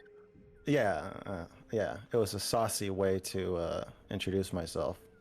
Well, hit me up with your introduction then, in an entirely different way then. Okay, so I'm Mr. Girl. Some of you may remember my Cuties review. I think that's the thing I'm most well known for last year. Oh, son of a bitch. Yeah, I remember that. It got me banned from YouTube for 4 months. Yeah, I bet a lot of people reported that one. They did. They said they reported me for having child porn on my channel, and I guess YouTube takes that pretty seriously, as they should. Absolutely. And then, yeah, they just ban you and like check it out later, I guess. But it took a long time to get my channel back. Oh, welcome back. Thank you. Unwarranted accusations on their part, then, I hope. Yeah, absolutely. Yeah, so my channel is, it's just like a political commentary, and like I saw Cuties and like just wanted to dive in, obviously. Don't clip that, anybody. Right. Do you agree with the premise that the Civil War and the freeing of the slaves is generally viewed by Americans as a good thing that happened. It was better than the alternative, sure. Do you believe that Americans generally believe that there's a dichotomy of the alternative, continuing slavery, and what happened, war? Yeah, because that's the dichotomy. It again, like, what do you want kids in history class to go, well, it would have been better if they'd settled everything peacefully. Yes. Okay. Exactly. Yeah, it's just that's such a stupidly naive thing to say that I feel silly even repeating it. It reads like war propaganda. I just think it's the same thing that you have to convince people of in order to convince them to kill another person. And I don't think we should be doing that. Well, should it come down to that's why pedophilia is so attractive to me. Because it's they're the most dehumanized group. And so if I can get people to empathize with pedophiles, if I had my time machine, this is what I would have fucking been doing before the Civil War. Then if you can empathize with a pedophile, you can empathize with anybody. Or a Nazi. I guess the right hates pedophiles and the left hates Nazis. I think that disliking pedophilia is a fairly bipartisan affair. Again, this is all just part of my introduction. That's the antithetical to what my channel is trying to do. I'm trying to say, give me your Nazis, give me your radical Antifa terrorists, give me your Muslim terrorists, give me your white supremacist, whoever's the furthest out, whoever thinks they're the most hated, pedophiles, everybody's welcome. Let's sit and talk. That's my channel, and it's not about trying to get people to switch sides. It's not about turning people against each other, and it's not about winning. So all that's just to explain where I'm coming from. Do you still want to discuss one of these three topics? I'm not going anywhere. Sure. Do you want to pick one of these topics? Should we let the chat pick one? No, dealer's choice. What do you have the strongest opinions on? Are you sure? I don't think I'm the dealer, but I get what you're saying. Well, I just talked to Destiny about gender for a long time the other day. Well, then perhaps out of respect for the people who watch both of our channels, the poor bastards, you should talk about BLM or something else. Something else meaning pedophilia. Or that. Well, yeah, I think your stances on pedophilia are going to be more controversial than mine. If you're still sticking to there shouldn't be, what'd you say? I've seen no moral or legal argument about why child porn should be illegal. And a lot of people think I'm a pedophile. So, I could do like a little, PR repair by arguing against you there. I think that my views on the subject are quite a lot less controversial than most people believe. I think I was making a very spicy argument against unethical commodity consumption that has been wildly misinterpreted.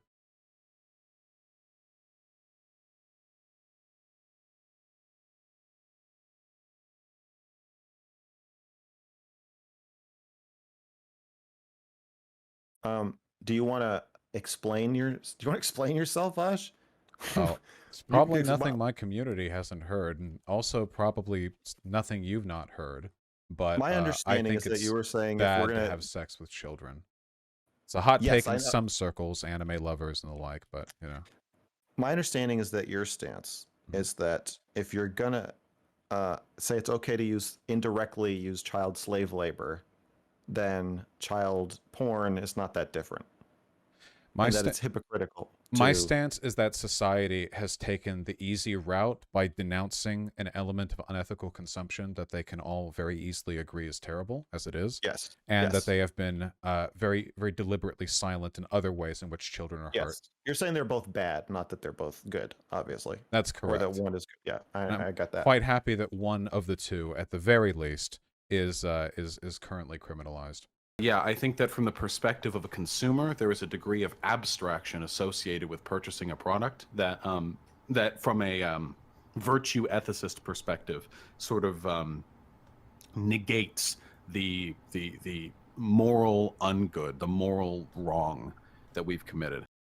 Okay. Do you think owning child porn should be a crime? Yeah. Might as well, right? I mean, we've already done the work on that one. No sense in undoing it. Nice. Okay. Next question. Simulated child porn lolly stuff. I think it's pretty sussy. What does that mean? I think that if you have an interest in that sort of stuff, you should definitely be checking yourself as to why. You know, like the thing that really bothers me about this shit, apart from the fact that anytime you want to look at like hentai on a hentai site, you have to like negate the tag lolly and thus 50% of the site's content. The thing that bothers me is people who pretend there's no relationship whatsoever between like drawn lolly shit and actual attraction to children. Because of course there's a relationship between those things. Ridiculous to pretend otherwise. So they need to be aware of that, if anything. Are you saying that based on common sense, or is there any evidence of that? Any evidence of that? You mean, okay, so I've had a bunch of links thrown at me by people who are, again, very sussy, trying to argue there's not actually a relationship between instances of child predation and access to like lolicon or whatever. Well, I would assume there is a correlation between people who really want to believe that and people who are pedophiles. So yeah, I'd be willing to bet that. For sure, that I'm going to agree with you there. But just you where you're at now, I'm saying, are you arriving at that because of like some study I don't know about, or you just think it's obvious? It's not a study that I'm not speaking on this through a study you're not aware of. I think it's categorical. I think that the fetishization of youth, to the extent that you're fetishizing the bodies or mentalities of underage people, is categorically harmful. Because even if somehow, and I don't know if there's any research indicating this, even if somehow you could find that there was zero correlation between any criminal behavior there at all, and you know, the widespread consumption of hentai, lolicon, whatever, you know, I still think that it normalizes quite negative things, you know. Or to put it another way, like if I was a kid again, you know, and I'm not, and I like found my dad like looking at like fucking big honkin' Hooters porn one day or some shit like that, like that'd be awkward as hell. But you know, life goes on. The sun rises in the morning. But if I like walked into my parents, like, or whatever else, consuming like lolly or Shotokan or some shit like that, I think that would irreparably damage my trust in them. That there'd be some fundamental, like forevermore, some disconnect between them and my ability to trust them. And I think there's reason for that. It's not just like I don't think we should get too personal here. Well, I'm just trying to explain that it's so I don't, without working on data here, I feel like it's just bad to fetishize that kind of stuff. And so in the gym, you get to know people, people from different countries with different norms, and man, the shit they would say about high school girls, and tell me like that if they could be with a girl of any age, if it was socially acceptable, it would be 15. It was like super like normal to them. It's very, very different from online discourse. Okay, yeah, I think so it's deeply unfortunate. Yeah, I want to get to that in a second, but you're saying 14 to 17, and you will not, you won't pick a number? I will absolutely not pick a number within the range. Because you don't have a guess, or because you don't want to be clipped saying it? Because I don't even know by what category you would distinguish into that group, and because I'm referring only to my feelings on other people's predilections, not to my own. So you're not asking me for my preference, you're asking me what I expect of the average American. No, a group of which I have a very low impression. Okay, but you don't want to say the number. I don't have a number. Do you have a number? Is there a number you're looking for? I think it's 15. Well, I suppose we'll leave it to the historians to judge. It might be. I think it would be 14 at first, and then it would move up once the novelty wore off. I think it would be 15 or 16. Is this consideration in line with your desire to empathize with pedophiles, or is it something more personal than that? What do you mean by that? Well, I mean, you sound like a pedophile, not a person who wants to promote empathy for socially misaligned people. Why do I sound like a pedophile? Because you're dedicating a considerable amount of thought to the subject of what type of underage girl people would be most interested in. What color, if you had to guess what color their underwear would be, Vaush, what would you say? Yeah, okay. I'm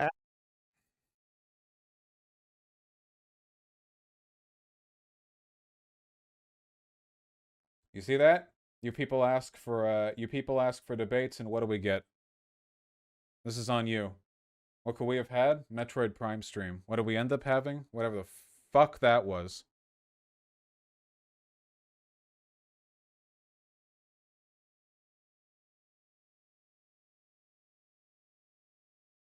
So, gosh, what was the other stuff? I guess the Poppy stuff is the only thing we didn't get into.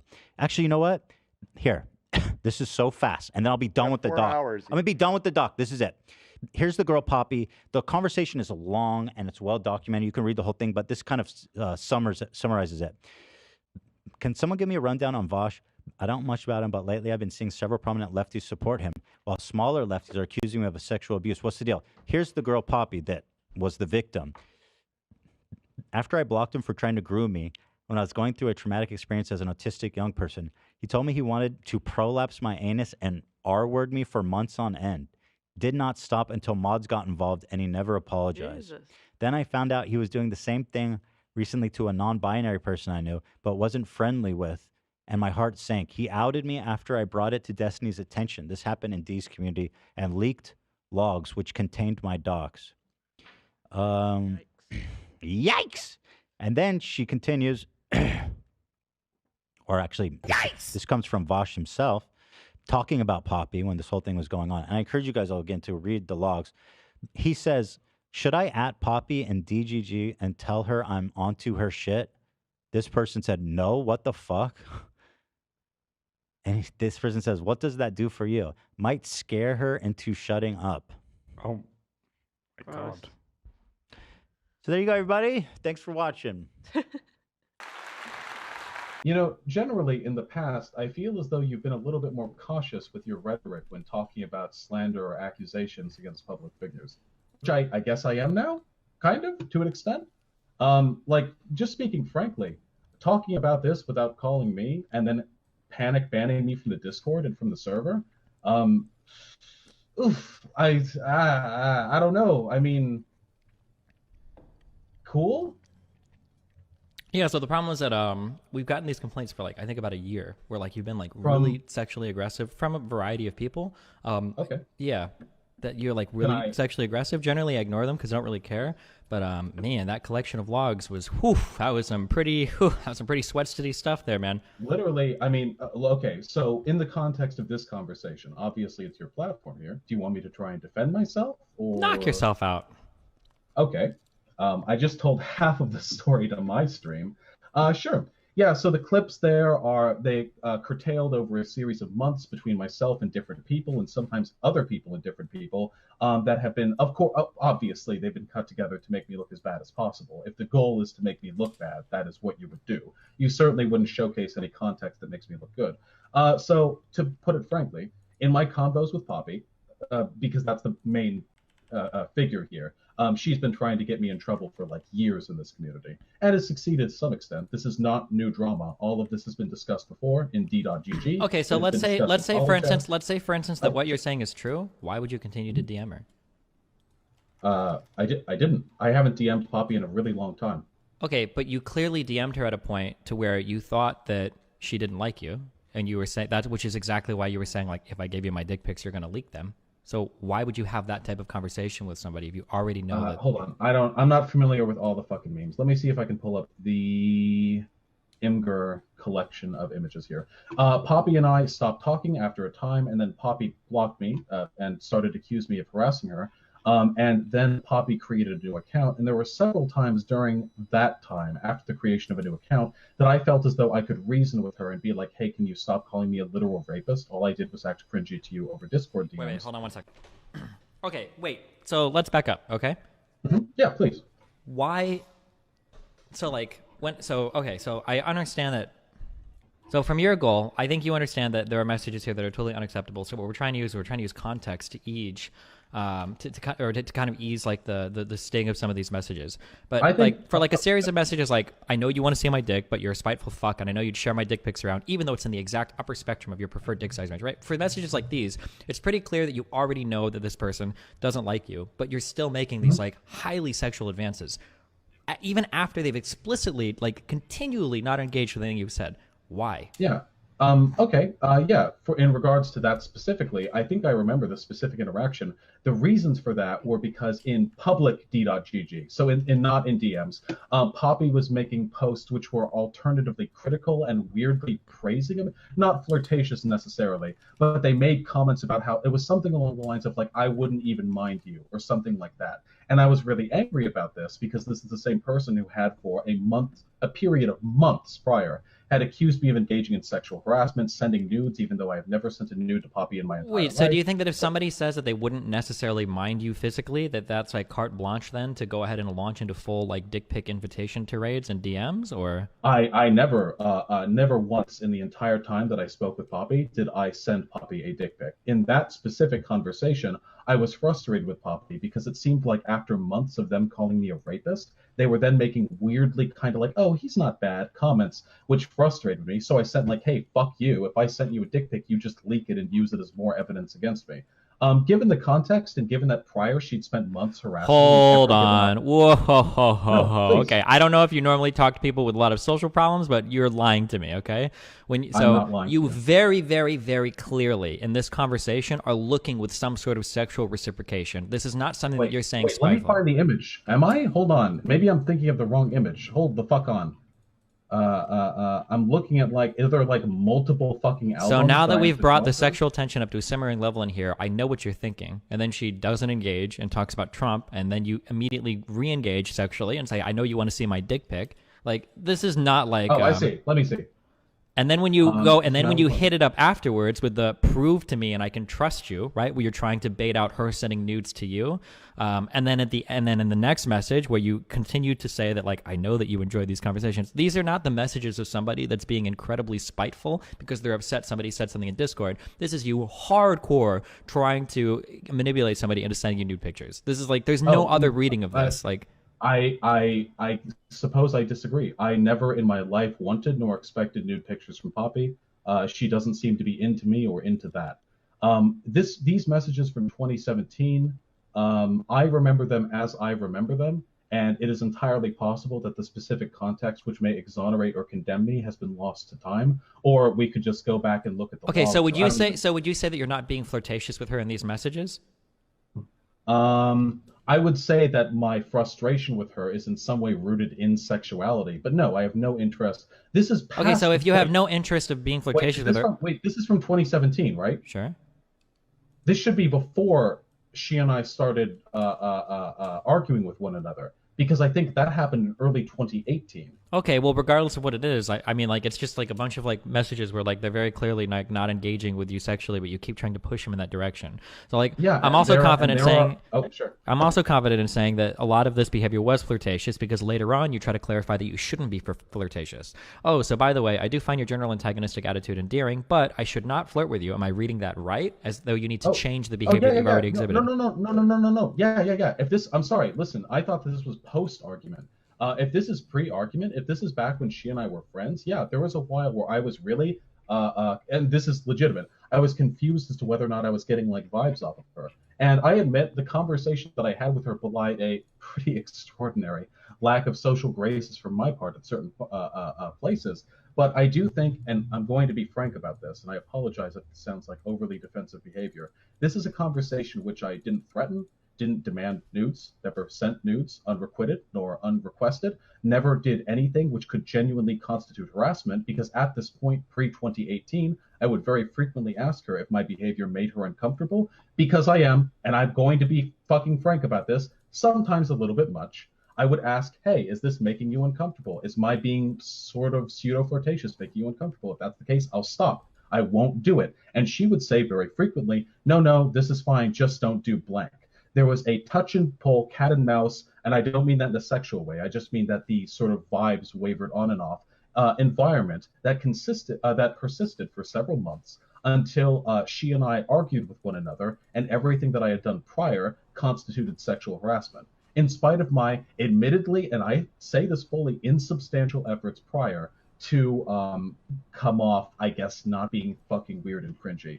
These are cut up segments of a conversation over a period of months from a very, very long chat log between her and I, in which there was no evidence of me harassing, threatening, sending nude pics, or demanding nude pics. And this is, and you, did I hear this correctly that you compared me to JF over stream? No, I didn't This is- compare you to JF. I said that if I talked to JF, I could probably talk to you. Thanks. So a little Much bit. appreciated. But Much I mean, like, appreciated. so I'm Listen, basically either I left with don't thinking deny- that you're You well, can- hold on, you can hold on, believe- careful, because you're I'm kind of like letting you like spin a whole tale that is I don't think I'm this not. is like I true. think I just said this very neutrally, but if you would Sure. like me to So like, clarify- yeah. So I mean, like in reading these conversations, to me, it is insanely obvious, kind of like what the goal is. Right? We're engaging in like a decent level of emotional manipulation in order to make somebody feel bad enough to send you nude pictures. That's kind of like what's happened here, right? The threatening them without being friends with them anymore. The saying that you're going to withhold advice or not talk to them on a deeper level if they haven't sent you anything. Like these kinds of like conversations seem to be geared towards making a person feel bad enough to send you nude pictures. The aggressive, like, why are you so disinterested in being flirtatious with me? The pushing somebody even though they've kind of said they're asexual. Like, it seems to me that we're kind of pointing in a particular direction that is pretty obvious. I was very confused at certain points because sometimes she said stuff to me that I interpreted as flirtatious. I'm not Sure. here to So like slander. like the responsible thing is like if you're confused, then you probably wouldn't lean into it 150%, right? Yeah, that's why I stopped after this. I completely rethought how I talk to people online after this Poppy debacle, and since then I have been really fucking careful about engaging with people because I am, and I hate to pull this out because this sounds like some bullshit ass fucking invalid self-defense, but I am autistic. Sometimes I misread social signals. This taught me, among other things, that sometimes, in spite of my best intentions, I can kind of fuck it up. So since then, I've been really careful about how I talk to people. Poppy has, despite no contact with her over the past year and a half, there have been minor bans, but it was all in public and mostly started by her insulting me, has been over the past year and a half trying to get me fucking ruined over this because she is, I don't know if she believes this genuinely or if this is a narrative that she's woven together because it serves her interests, because she wants to paint me as somebody who has this habitual tendency of sneaking into the DMs of like mentally unwell young girls and trying to emotionally cajole them into nudes. Which is I mean, not backed the up, other person is like that's even more defensible. That is so beyond the other defensible. person that It is- this is a person whose my contact is limited to a few emails, and even I know that she is like pretty mentally like not. I don't want to say not all there because it sounds very rude, but this is somebody that I would like urge extreme caution with dealing with. And yeah, and the conversation that gets cited when people are talking about my negative relationship with it. Wait, can we not say their name? Are they like anonymous? I won't if they don't. I mean, I'd prefer not to, but okay, yeah, that's fine. I mean, I can say Poppy, I assume, because she's sort of plastered all over this. But in regards to that person, the conversation that we had that people miscite or that Pastel, fuck, oh my god, no, forget it. That's not even their name anymore. Listen, my apologies. That conversation was one in which I wanted to talk with them and tell them to stop thirsting after me because I did not believe that our values were comparable such to the extent that I could do anything other than like sort of fuck with her brain. You know what I mean? I can give the context on that because that is so insanely defensible. It was literally, I was part of the Polychat's Discord, a subservient of your Discord. They were pretty cool. And this person was thirsting after me fucking hardcore. This is a fact. You can check. This was unrequited, at least initially, and instigated by them. I would be in like a voice channel publicly, like with 10 other people, and they would post in the Discord chat, like, I'm so fucking horny right now, his voice. And in Twitter, they'd be like, I thought about him all day. Some pretty like yikesy obsessive shit. So isn't this kind of like the difference between like a woman being sexual versus like objectifying somebody? Like just because somebody says that they might be horny or something in a public Discord doesn't necessarily mean that's an invitation to start firing off DMs that are like this level of sexual aggression. Then they DM'd me and started asking other people how they could get me to send dick pics without them having to ask for it because they're a hardcore Christian and don't believe in that. They initiated the DMs. They initiated the public flirtation. Wait, so you're telling me that there's DMs of this person DMing you and saying, would you please send me dick pics, but I don't know how to ask for it? No, there are other people. I don't know if they would vouch for me or not, but I'm not going to, rely on it. But it was in a public voice call of about 12 people. I wasn't there at the time. And apparently this person was asking, oh my God, how do I get him to send dick pics to me? I don't want to ask. Again, this isn't like crux evidence. I can get to the extent of it because I can explain this very quickly. Well, the problem, it's not like, I know that you can explain it because, I know, I'm sure you got an explanation for everything. But like, when I look at these messages. Don't you think it's a little bit unfair of you to get a bunch of clipped up pictures that other people have compiled over like a year and a half? use that as an argument against me, and then like delegitimize my attempting to defend myself because like, of course you have an excuse. Don't you think that's like kind of a bit shitty? I'm really trying to present this neutrally. If you think that my language is too biased, I can adjust it. Well, like, I mean, so like, for instance, like when I look at this, so you're telling me that this is a person that is like secretly like thirsting for your dick, apparently. It's not secret. Okay, it's not secret, but when you have a private conversation with them, in every single message, they are never, ever, ever engaging with you sexually with any of the things that you're saying. Whether you're talking about obtaining nudes from another person, not only are they not engaging, they're often pivoting to like a whole other topic point, or explicitly expressing like disinterest, like I'm not going to press you on this, like, or trying to change the subject to something, or explicitly stating that they're asexual. Yeah, like. I mean, I don't know what to tell you. There's a mountain of evidence from that Discord and the people in that Discord, but they were insanely fucking flirtatious with me. I don't know what logs or what cut up segments of a conversation were released to you, but if I could get a couple of my boys on the line, no, just anyone who was in that server, this was all very public, but it was a smaller server, so it doesn't leak as much. Let me just explain this very briefly, because this is really simple. They were super fucking flirtatious with me. I engaged with it for a time because I am, admittedly, weak, and I like it when people are nice to me and flirtatious with me. It makes me feel loved and, you know, appreciated and shit. But over time, it became clear to me that they were not mentally well. And I really don't mean that in an illegitimate way. That doesn't mean their feelings are invalid or that they're not capable of accusing me of doing heinous shit. They weren't mentally well. So I thought, okay, I shouldn't be fucking around with this. I had a conversation with them that lasted for about an hour and a half over voice, where I was one half like, haha, flirty flirt, but other half being like, hey, yo, seriously though, I'm a non-monogamous polyamorous fucking pan dude. You're like a Christian, no sex before marriage, and you're like self-hating about the arousal you're feeling towards me. We shouldn't do this. This isn't good. Nothing good will come from this. After that, they fasted for 3 days as a product of that conversation. No food. After that, I realized I was done with them. Shortly after they returned from their 3-day fast, Poppy showed up in that server. And Poppy started talking about... Okay, no, please. I'm really trying to frame this neutrally, but this is literally what happened. I just don't see how, like, if you thought somebody was, like, mentally compromised, wasn't able to make these types of decisions, wouldn't this come before, like, months of very highly sexually aggressive, unreciprocated conversations? That was with Poppy. The other person I talked with for a total of 9 days. Discord DMs confirmed that. I went in the polychat server. They acted thirsty. 9 days of conversation. I stopped talking with them. Poppy is the other person, and I've already explained that to the greatest extent. Wait, if you've only talked to them for 9 days, then wouldn't that mean you should be even more cautious when being very sexually aggressive in DMs? I wasn't sexually aggressive in DMs. They were sexually aggressive towards me, and I reciprocated because, like I said, I'm weak. I agree, and especially now, well, I wasn't even a public figure back then, but now that I am, I recognize that there's going to be like a weird fucking parasocial like shit that I have to deal with. But at that time, it was literally just somebody being like, holy shit, his voice is so fucking hot. Okay, when you wait. So when you hear things like along the lines of like when you're telling somebody that they enjoy your sexual advances, even though they make them uncomfortable, how am I supposed to reconcile those types of messages? From the other person who is not Poppy? Yeah, no, to the other person that is not Poppy. Because I knew that like they had like an inner war going on with their like appreciation of me sexually, and the fact that they're like a hardcore fucking fundamentalist Christian who doesn't believe in sex before marriage. So a lot of this dialectic, if you will, going on in their mind was the disconnect between their religious values and their physical desires. I thought, and pardon my naivete, I thought that maybe by being flirtatious with them, or like at least engaging with their sexuality, I could help them be less self-hating about it, and maybe like because I'm like, my GF is a sex educator. It's just something that I'm interested in. Be like, okay, like, all right, you hate yourself because it's sinful to lust, but you lust after me. Maybe we can explore these feelings.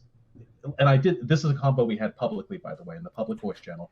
Maybe we can explore these feelings in a way that doesn't make you want to like fucking hurt yourself. Okay, so like everything. Okay, man, this is really awkward. I love you very Please. much. I understand. You I'm pretty sure I don't. understand your inner thought process so well right now. And maybe with another person, maybe this would work. But like everything you just told me is a massive lie.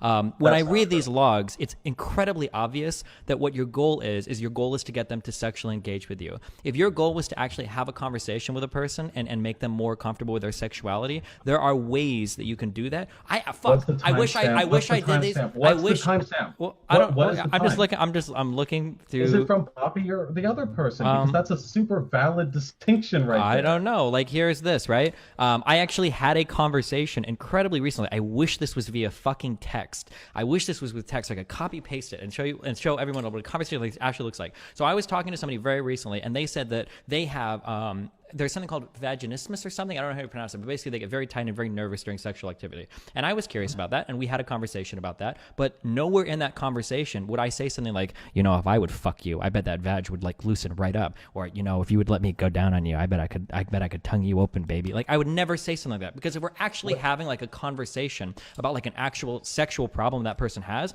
then the conversation would be focused on that problem, not something like God damn it, you are so open to innuendo. Your language screams for it, right? Like, holy shit! Like, these are like that was I believe that was a Poppy log, but if not, I mean no, this isn't. This is the other person, right? And like the fact that like you're not really making. Well, hold on, because I just let you talk for like 5 minutes, okay? Like the fact that I'm the one on trial here. Well, yeah, sure. Well, this is an execution, not a trial, okay? But when I'm looking through these logs, it's not really like you're interested in talking about the problem. The interest is squarely focused on yourself. Because like I said, there are ways that you could talk in which you would be talking about that problem, but you're not. You're trying to get them to like. You haven't looked through the logs. You've looked through the logs that people have cut up who dislike me. Sure, Please but there are the logs. I can explain everything here. I did not listen. I didn't mean if I just made it sound as though I was just trying to act as a sex educator with the person we're talking about. That's not true. Like I said, they were flirtatious with me. I am weak. I reciprocated the flirtation. I believe it is possible to be flirtatious with somebody and also engage with them like on a discourse about their sexuality and their level of comfort. In the log you just sent me, they were like, hey, maybe tone it down a bit. And after messages that they had sent both in public and wait, hold on. Before jumping to another topic. So let me. This is the same topic you just brought me up on. You literally sent me this, asked me to explain it, and then started talking over me. This is not a different topic. This is what you just gave me. Okay. Well, but the topic that I guess I want to focus on is whether or not you were trying to help this person, or whether or not you were just trying to get nudes or get into a sexual relationship with this person. Never wanted nudes from this person. Never asked for nudes from this person. But you were trying to be. Your goal was to get into a sexually explicit relationship with this person, right? No, my goal initially was to be in the polychat server and chat with people who I liked. Okay, so then let's see how like a normal person would read this and take away from this, right? Sometime in the near future, I would like you to clarify what you meant when you said, "Don't know how I make you feel." So this seems like something that's more pointed towards you and not necessarily a problem. So it's obvious you find me cute. The feeling is mutual, so I like you as well. You also, on some level, do enjoy my sexual advances, so they do make you uncomfortable. I don't want to make you uncomfortable, so I won't make them anymore. That being said, what do you want moving forward? It seems like this is a conversation about a potential sexually explicit relationship between you and this person, not a conversation about like their problems. I won't lie, I'm very curious as to your thought process on my sexual advances. See, I've never been inhibited. It's difficult for me to imagine the mind of someone simultaneously intrigued and uncomfortable. These aren't like the logs. Again, like if I was having a conversation. This is a conversation where I was being more explicitly sexual with them after their consent and reciprocal sexual behavior. This is not one of the more sort of technical discussions on how religion relates to sexual self-hatred. That was done more in public. Again, I just said this. I never said that I didn't engage with them sexually, but I thought in the context of this convo that I was being relatively responsible, because what you're not seeing is all of the times they were like, I'm literally fucking dripping about this guy right now. I want him to send me dick pics. I want him to. So you have logs of them saying that to you?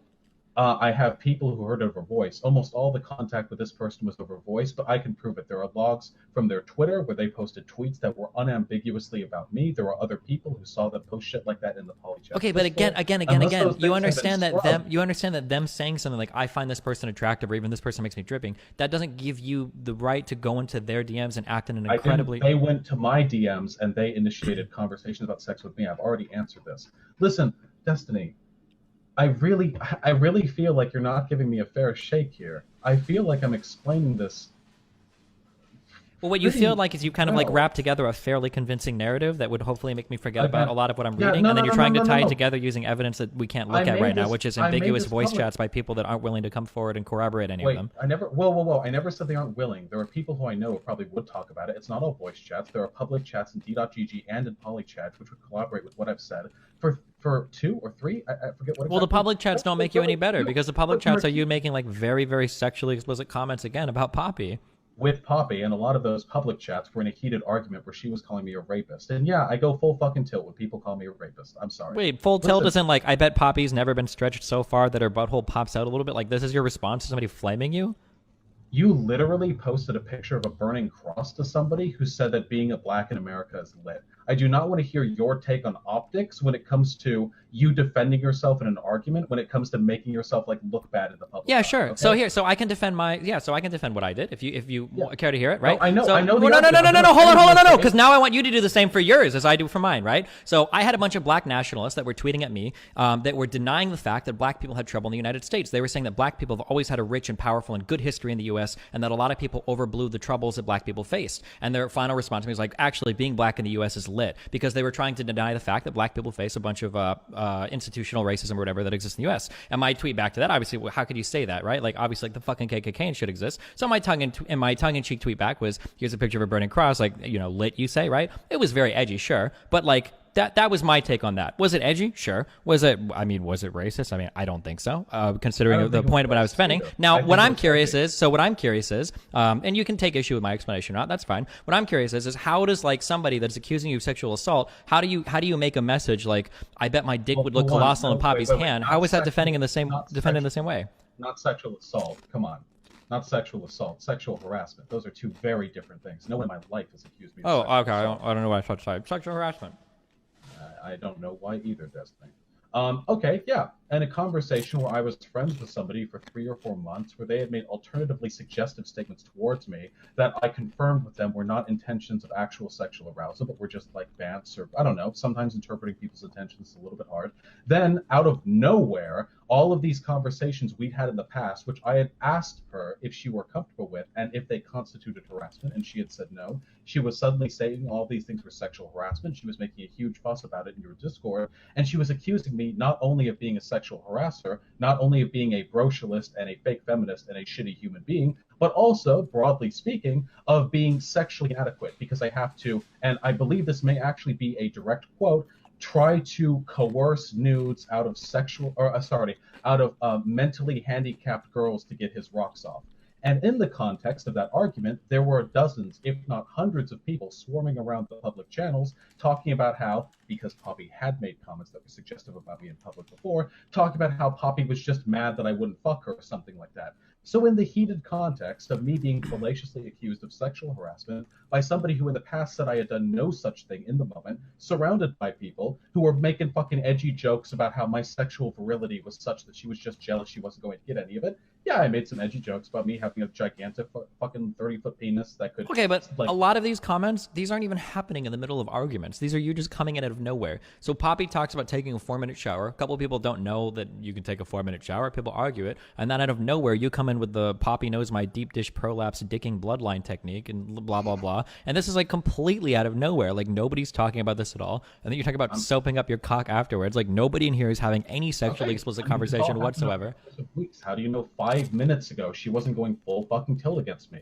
Like, you have no way of knowing. And you would never be this irresponsible about jumping to conclusions in any other case. I have seen you defend allegations against other streamers, and I know you have a monetary interest in keeping a good relationship. Whoa! First of all, hold on. This is hold on, because I am upset about this. There is nothing wrong with being critical or skeptical. I am a charismatic person. It is totally possible, conceivable, that I could be using my, I don't know, charisma, my following, to fucking sneak in DMs and be shitty towards people. That is a completely valid thing to think about me, and I invite people to be skeptical of my intentions. What I do not invite is you platforming this on stream before getting a chance to speak to me. And as I come in to speak to you, you instantly ban me without even talk. You don't even say, oh, hi, I can't talk to you. You just summon Mr. Mooten.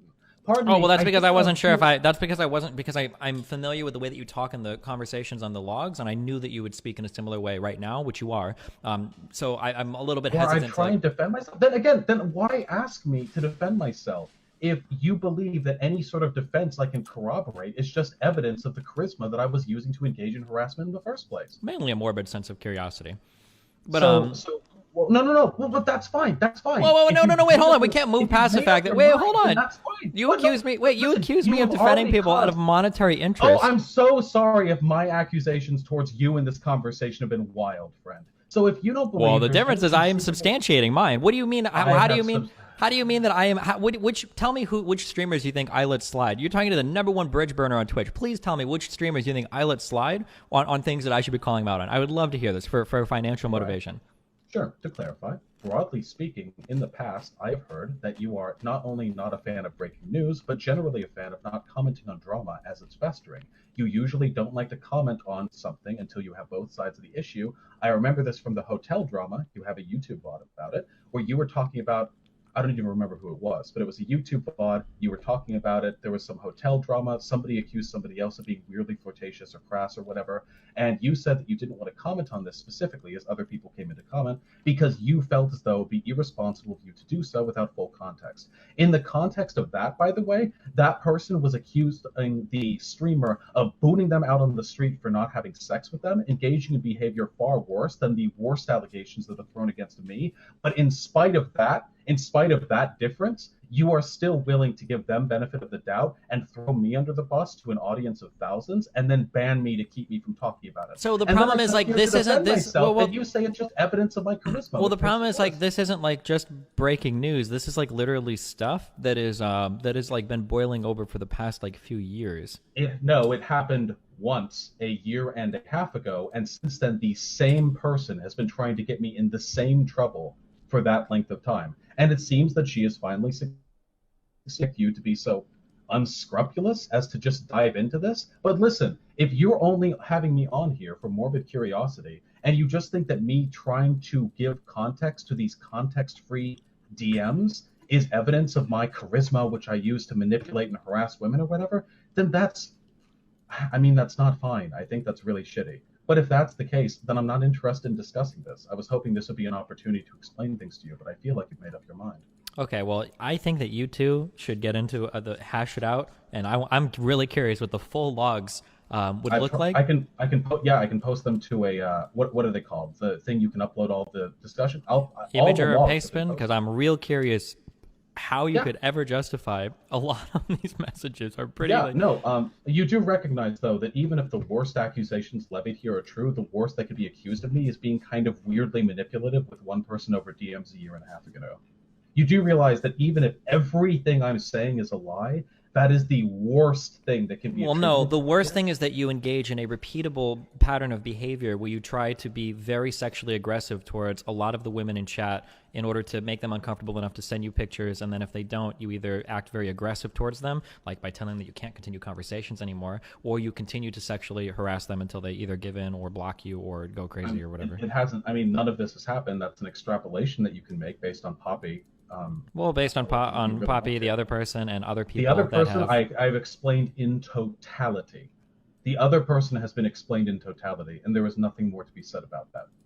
But again, I've tried to talk about this with Poppy over a dozen times over the past year and a half. Multiple times have I tried to bring them in calls. Other people have tried to bring them in calls with me. It hasn't happened. They're not interested in talking about it. I have made conciliation after conciliation to Poppy and the people who believe her. None of it seems to work because it is really, really easy to, and by the way, I totally get this because, believe women, #MeToo and shit. It's really easy to understand the narrative of a kind of like charismatic, sexually aggressive dude who goes around manipulating women to try and get them nudes. In this instance, I don't believe that the facts back up that assertion. I don't believe that's the case. I've defended myself on this issue multiple times. None of the drama has changed since I last defended myself about it. None of this is private. All of it is public. It has only been made public as of this moment because you have now suddenly been made aware of it. No, I mean, people have been making me aware of it for a long time, but I think over the past few... All related to the Poppy situation. I would actually love for you to find anyone who isn't Poppy or the other person who we're trying not to name, who would accuse me of this, because I, generally speaking, am very cautious with talking to people because of Poppy. Poppy has taught me that you can never ever trust people online, because you can conversate with them for a long time and believe that you're not harassing them, and then after you stop being friends with them, they'll try and turn everything you said against them into a mode of harassment. But I'll leak, well, it's not a leak, it's my logs. I'll throw the pastebin logs out there. I've defended myself thoroughly many times on this. I guess I just hoped for some kind of amicability or reciprocal respect from you, but I feel like your mind's made up, and that's that. I don't know. I guess we'll be digging into it over the next few days. I'm sure a lot of people will be talking about it. So, Yeah, great. I really look forward to these. All right. Well, I can't say that I'm especially happy with this, broadly speaking. Are there any, like, is there like a question, any other salient accusation you'd like to throw my way? Again, I'd like to remind everyone listening that the worst thing that can be thrown my way, given the evidence provided, which has been admittedly cut up and out of context, the worst thing that one could accuse me of is being kind of creepy and manipulative with one person or two people, if you don't want to accept my explanation of the second person, over DMs over a period of 2.5 years, or I guess 2 years now, because we're not all the way done with 2019. So if the worst of that being corroborated by out of context DM links is I like, by the way, how in the images, the DMs that were provided, they blacked out the pictures I sent them as though there were nudes there. That's really funny. There is nothing nude in either of the pictures that have had black bars put over them. It's funny, though. It makes me look, shittier than I actually came off in the context. I mean, I don't think they have to be actually nudes. I mean, you're shooting off pictures of people while you're either in bed or in the shower, and they've clearly said that they. I was clothed, and it was a picture of my forehead. And yes, the knee picture, I took a picture of my knee, and it was like, here's a dick picture, but it was my knee. There's no nudity in the photo. I made sure of that. I was very careful. I agree. That's yikesy. I think that's probably the worst thing I did over all of this, because Poppy had demonstrated no sexual interest, and I had joked. She was like, no, as long as there's no dick pics. So then I sent something that is technically not a dick pic. And the joke there is, of course, that I technically fulfilled the requirements of her request without adhering to the spirit. Now, obviously, not the best joke. I've apologized to her about it, both privately and publicly, multiple times. But if that's like the cross to bear me on, then sure. I don't think that we're getting tremendously far in this discussion. And I don't think there's anything I can say to you that's going to change your mind. So before I go, or before you ban me again, or I fucking know, I just want to say to people in chat, I invite skepticism and scrutiny. I am not above the capacity for people to be shitty towards like other people or manipulative or whatever. Everyone has the potential to do that, and you should be really fucking incredulous. Okay, that's totally valid. However, I feel as though I have done a decent job contextualizing and explaining myself. And if you have any questions, I am streaming right now. Do you feel like you've been banned from other Discord servers for similar behavior because of a single person manipulating things, or do you think you would deserve to be banned from there as well? The PolyChat server is the only other server I have ever been banned from, and it was specifically because of the Pastel and Poppy thing. It's just been these two people. There are no other people. Wait, so not just Poppy then, but for the other person as well, right? Yes, because the other person because I told you, they fasted for 3 days after we had a conversation in which I engaged with them flirtatiously, but ultimately said that I wasn't interested in continuing this long term because we had very different values concerning sexuality. Then they came back after 3 days, along with Poppy. Poppy started rambling. I'm sorry, that's loaded language. Poppy. Okay, I know you don't care. All right, but thank you very much for the platform. I hope you get better and good luck, buddy. Okay. Thanks. Jesus Christ. Hey there, folks. So today we're going to be taking a bit of a departure from the politics that's normally hosted on this channel, and we're going to be discussing some drama that has erupted over the past week or so. There have been a great many people who have encouraged me to make a video on this, and at first I resisted, in large part because the behavior of my detractors, the people who have been making evident their displeasure of my behavior, their behavior led me to believe that any statement I made, no matter how passive, how conciliatory, how genuine, it would only worsen the drama, that people would only think less of me. I still don't know whether or not that's the case, but I do like to err towards honesty and transparency. So here I am with the video. Now, I hear you asking, what drama? Not all of you are aware of it, of course. Many of you are, though, I assume. To those of you who are not aware of it, I'm going to do my best to summarize it in language which is as neutral as possible. Obviously, it's impossible for me to genuinely explain anything in neutral language. We're all subject to our own biases, but nonetheless, I will try my best. In late 2017, I was a member of a Discord channel which belonged to Destiny, a streamer on Twitch. And in that Discord channel, I became friends with somebody named Poppy. Poppy was known for her hot takes. I had some hot takes of my own. I thought we could form a friendship. And so we did. We talked for a period of several months, and over the course of that prolonged conversation, we discussed a great many things. Often mutually. We discussed, of course, politics, our personal lives, our respective mental illnesses, sexuality, flirting, dating, all that stuff. And I thought at the time that these were perfectly normal, healthy conversations. We had a falling out around, I think, late 2017 or early 2018. I don't quite remember. It was some dumb argument about feminism or our opinions on problem. I don't remember exactly, but it's unrelated to the drama. But after we had that falling out, Poppy started accusing me quite publicly in that Discord channel of having sexually harassed her over the course of our friendship, over the course of the few months. This was a shock to me at the time, to say the least, because I didn't feel I had engaged in any sexual harassment. But things got quite heated quite quickly. Many of the people on the Discord took sides, myself or her. We said a great many nasty things back and forth at one another. But ultimately, nothing really came of it. And after a short while, things returned more or less to normal. In fact, a little while after that, Poppy and I were able to talk with one another without any shit-throwing on either side. But we never quite overcame that mutual antagonism, which arose from her accusations. So that's that. A few months ago, I was a member of a Discord channel, or server, which was called Polychads. Now that's P-O-L-I, Polychads, as in politics, not P-O-L-Y, as in polyamorous. I've seen people making that mistake. And there was a person on there named Pastel.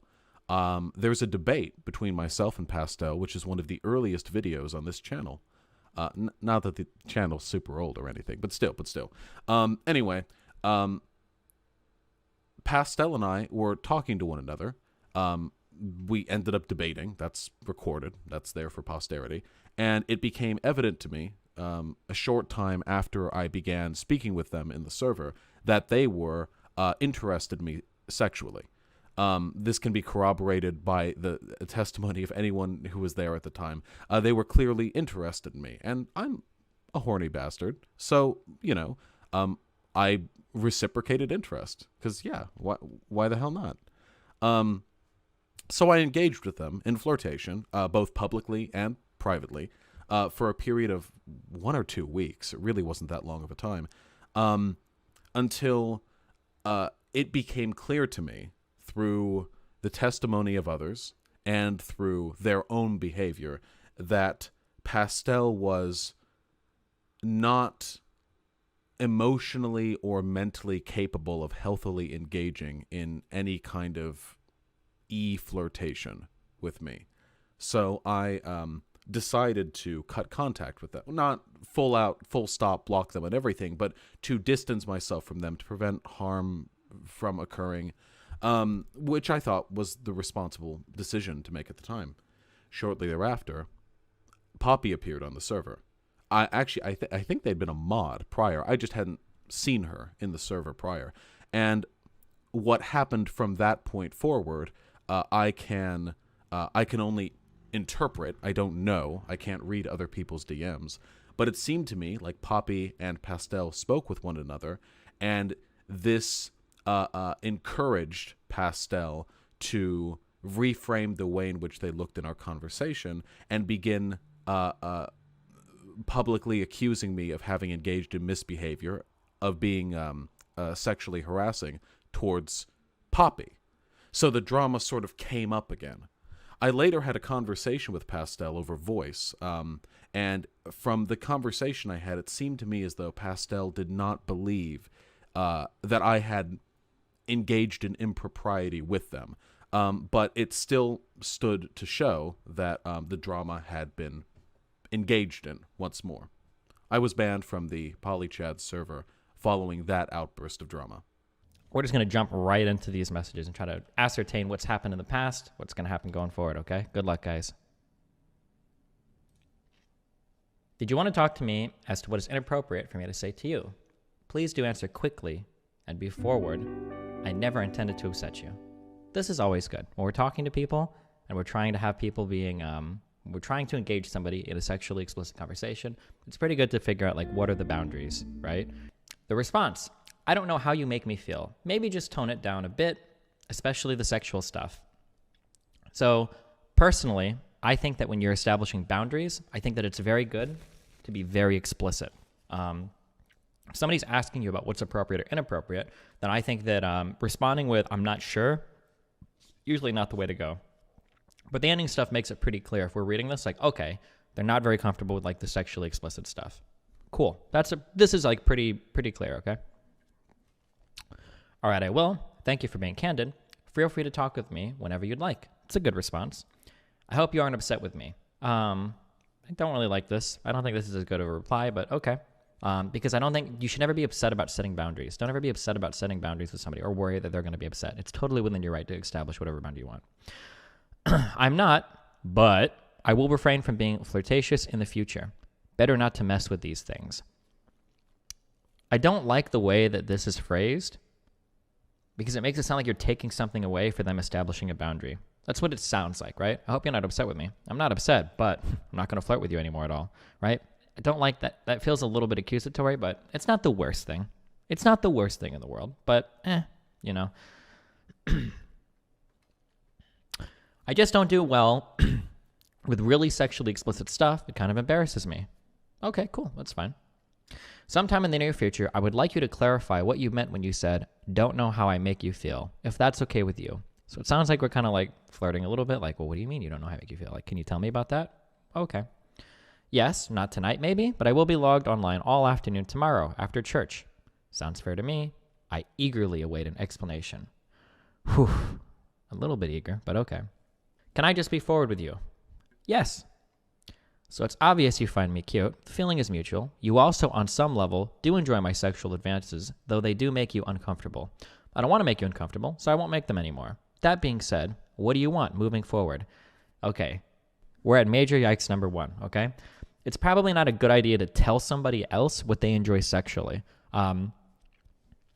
If you really wanted to phrase this in a way that gets the same point across without it coming off as highly combative, right? Then something along the lines of like, I get the impression that you enjoy the sexual advances, but I feel like they make you uncomfortable. Or something along those lines is better because then you're kind of rephrasing it and like, well, this is how I feel about this particular thing.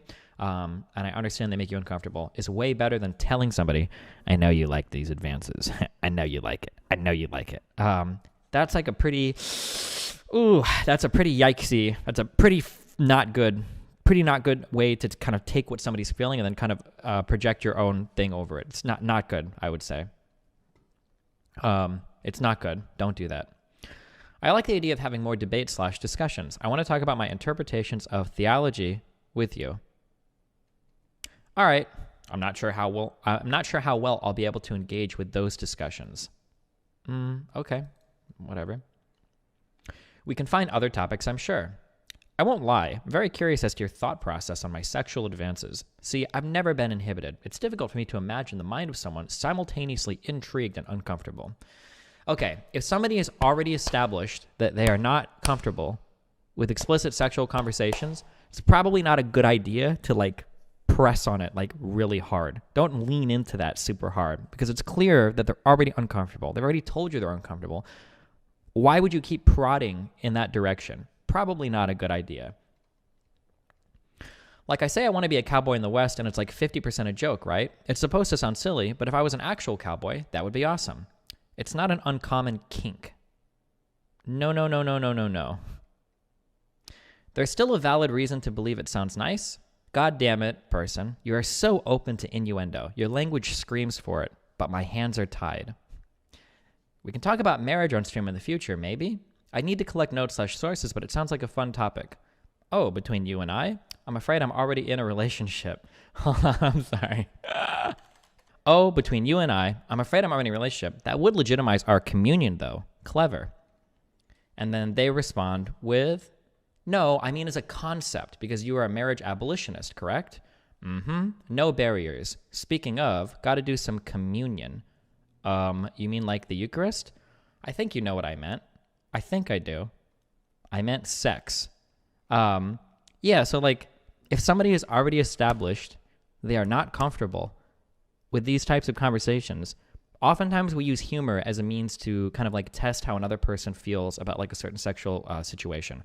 I do this a lot. I think that this is a really, I think that using humor to test boundaries is a pretty good way of getting how somebody feels through something. However, one, you don't do it after they've explicitly said that they're not comfortable with it. And two, you have to be receptive with how they interact with that humor. And if they're not receptive to it at all, then you have to back off. You have to realize like, okay, well, this person's not very receptive to this. Like, let's back off. Like, yeah, there's probably not something they're feeling, right? And then some of these are totally separate conversations. Did you win? Okay, so the other person that is maybe the target here is, did you win? And then the person responds, oh yeah. Were you boxing then, or was it just an ad hoc fight? I was boxing at the time, and after I won, I fucked his girlfriend. No way. Nah, that's part of joke, but it'd be hot, huh? I've been in no straight fights. You are rather small. I'm 5'11". I'm really tall, not small. I've seen your body. I could, among other things, snap you in half. Okay. Man.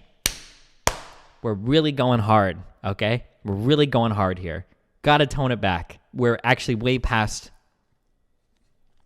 All right, I'll try to put it as neutrally as possible.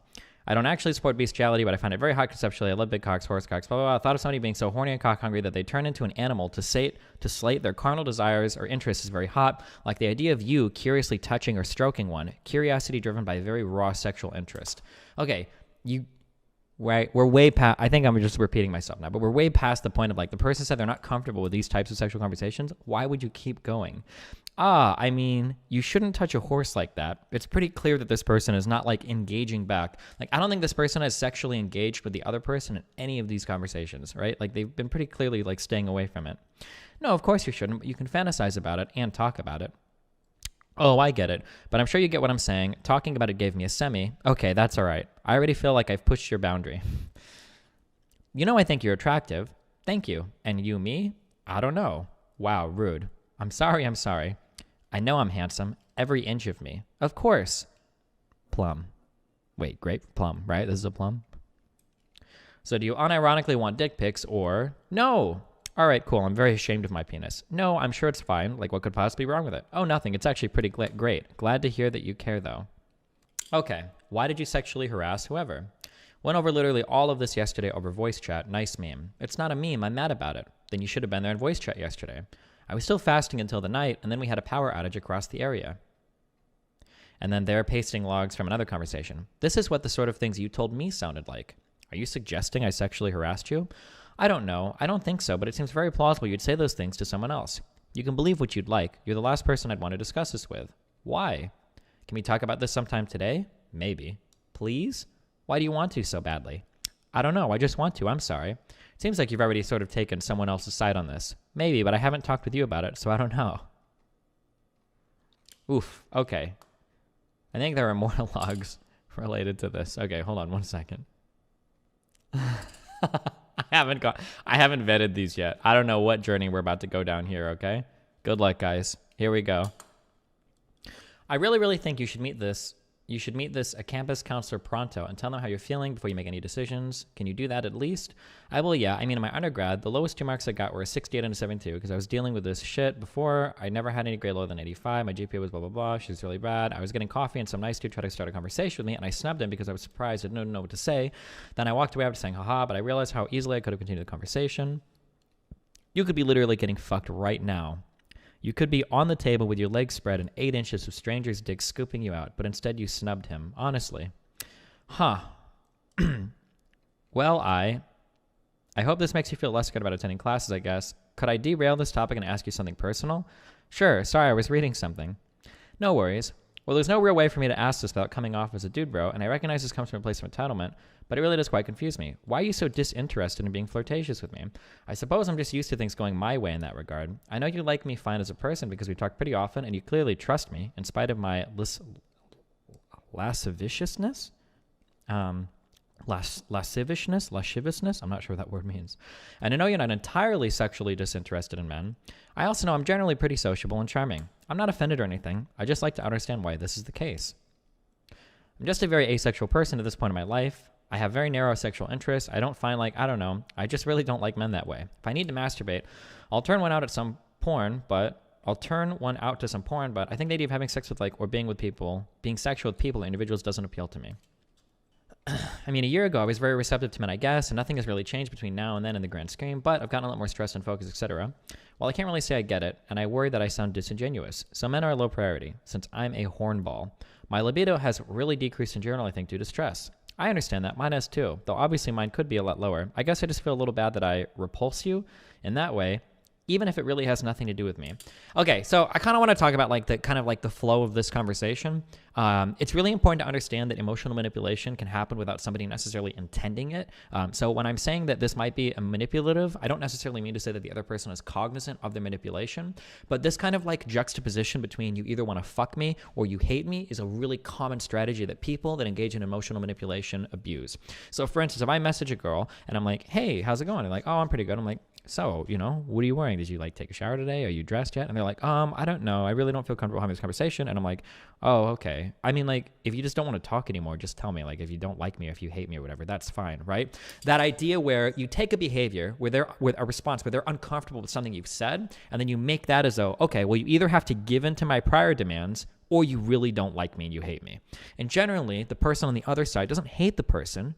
Usually they would, usually they want to be friends with the person. So they're stuck in this weird area where they're kind of being gaslit into thinking that they've told the other person they hate them. Where they're like, oh, fuck, am I really telling him I hate him? Just because I don't want to engage in these kind of sexual conversations, right? Don't do that stuff. That's really, really, really, really, really bad. I don't think that's a good thing to do. Hope you've been okay, bud. I'm just reading through some of these right now. I haven't read these before, so I don't know what's good to read or not. Sorry. Hope you've been okay, bud. Yeah, things worked out the other day, and I'm not as sick. Still skipped morning class. How's your day going?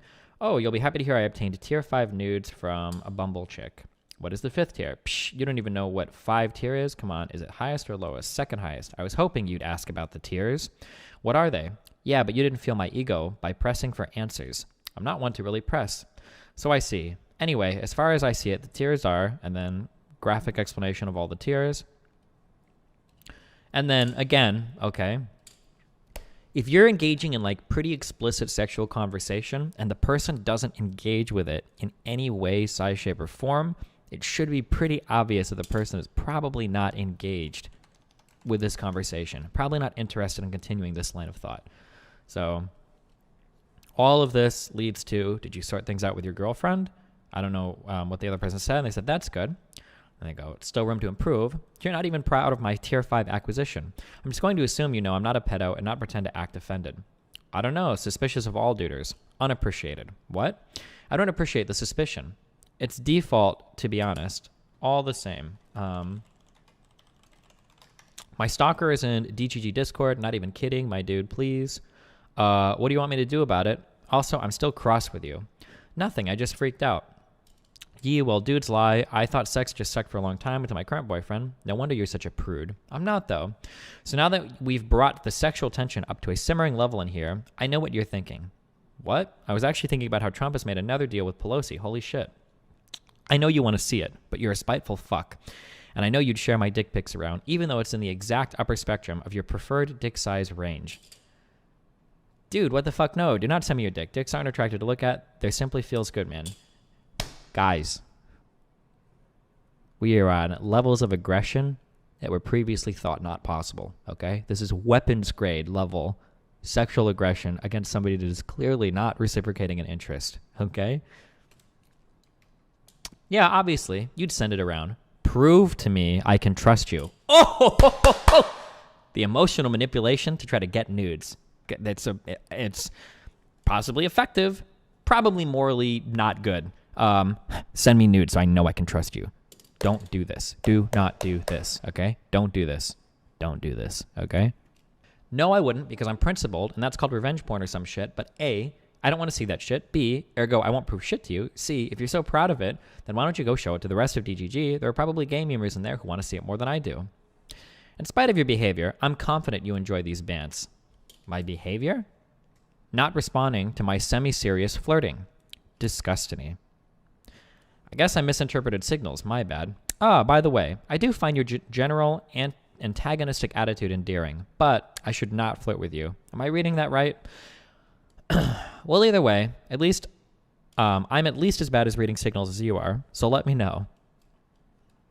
Yes, you could trust me with your nudes, but I don't want to see them. But yeah, I would never leak someone's nudes, and not really. Please don't flirt with me.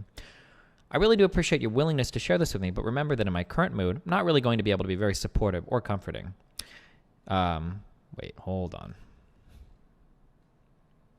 Yee, I'm a busy gal. Too busy, but whatever. Here's a dick pic to keep you company through class. Wait, fuck, I had the selfie cam on. Oh no. Well, whatever. Yikes, so then we have a picture. If you send me a dick pic, I'll block. I thought you were going to ignore them. Answer me, thought. My parents came over. Oh, well still. Are you not trying to ignore them? I'm fucked. They haha, or they have my full docs. That doesn't mean you're fucked. How do you know? Because I read. I'm not going to bother you about this anymore. You don't take it seriously. Can I ask why you say that? And to be honest, it makes me feel very, very, small and horrible. The way it's supposedly not a big deal or a huge joke, so I'd rather not. Well, no, you make assumptions about me. You make assumptions that it's abnormal. I don't want to have sex when it's completely 100% normal. And plenty of people do like me, just never in real life. Like I talk to multiple people frequently, blah, blah, blah, blah, blah. Look, what do you want from me? You have come to me and to the chat on multiple occasions to complain about / seek advice concerning your difficulty making friends. Don't bring up a problem and say you don't give a fuck when people offer advice. I know ugly, mentally ill people who have made many friends. Quit making excuses and accept you have the power to improve your attitude and outlook. I have no respect or sympathy for people who don't work to improve themselves. Man. Maybe in some contexts there are pieces of this that could be good advice, but man, this is a very adult to child sort of if we get into oh god, what's the name of that bullshit psychology? It's a transactional analysis. Is it parent to child or adult to child? I think this would be a parent to child interaction, right? This is a very talking down to, kind of helping somebody out. It's very hard to take this position while you're simultaneously trying to shove your dick into their DMs and get nudes from them at the same time. Man, you yeah, you gotta wow. You apply normal people standards to someone who is severely mentally ill and berate them for not being able to adhere to them.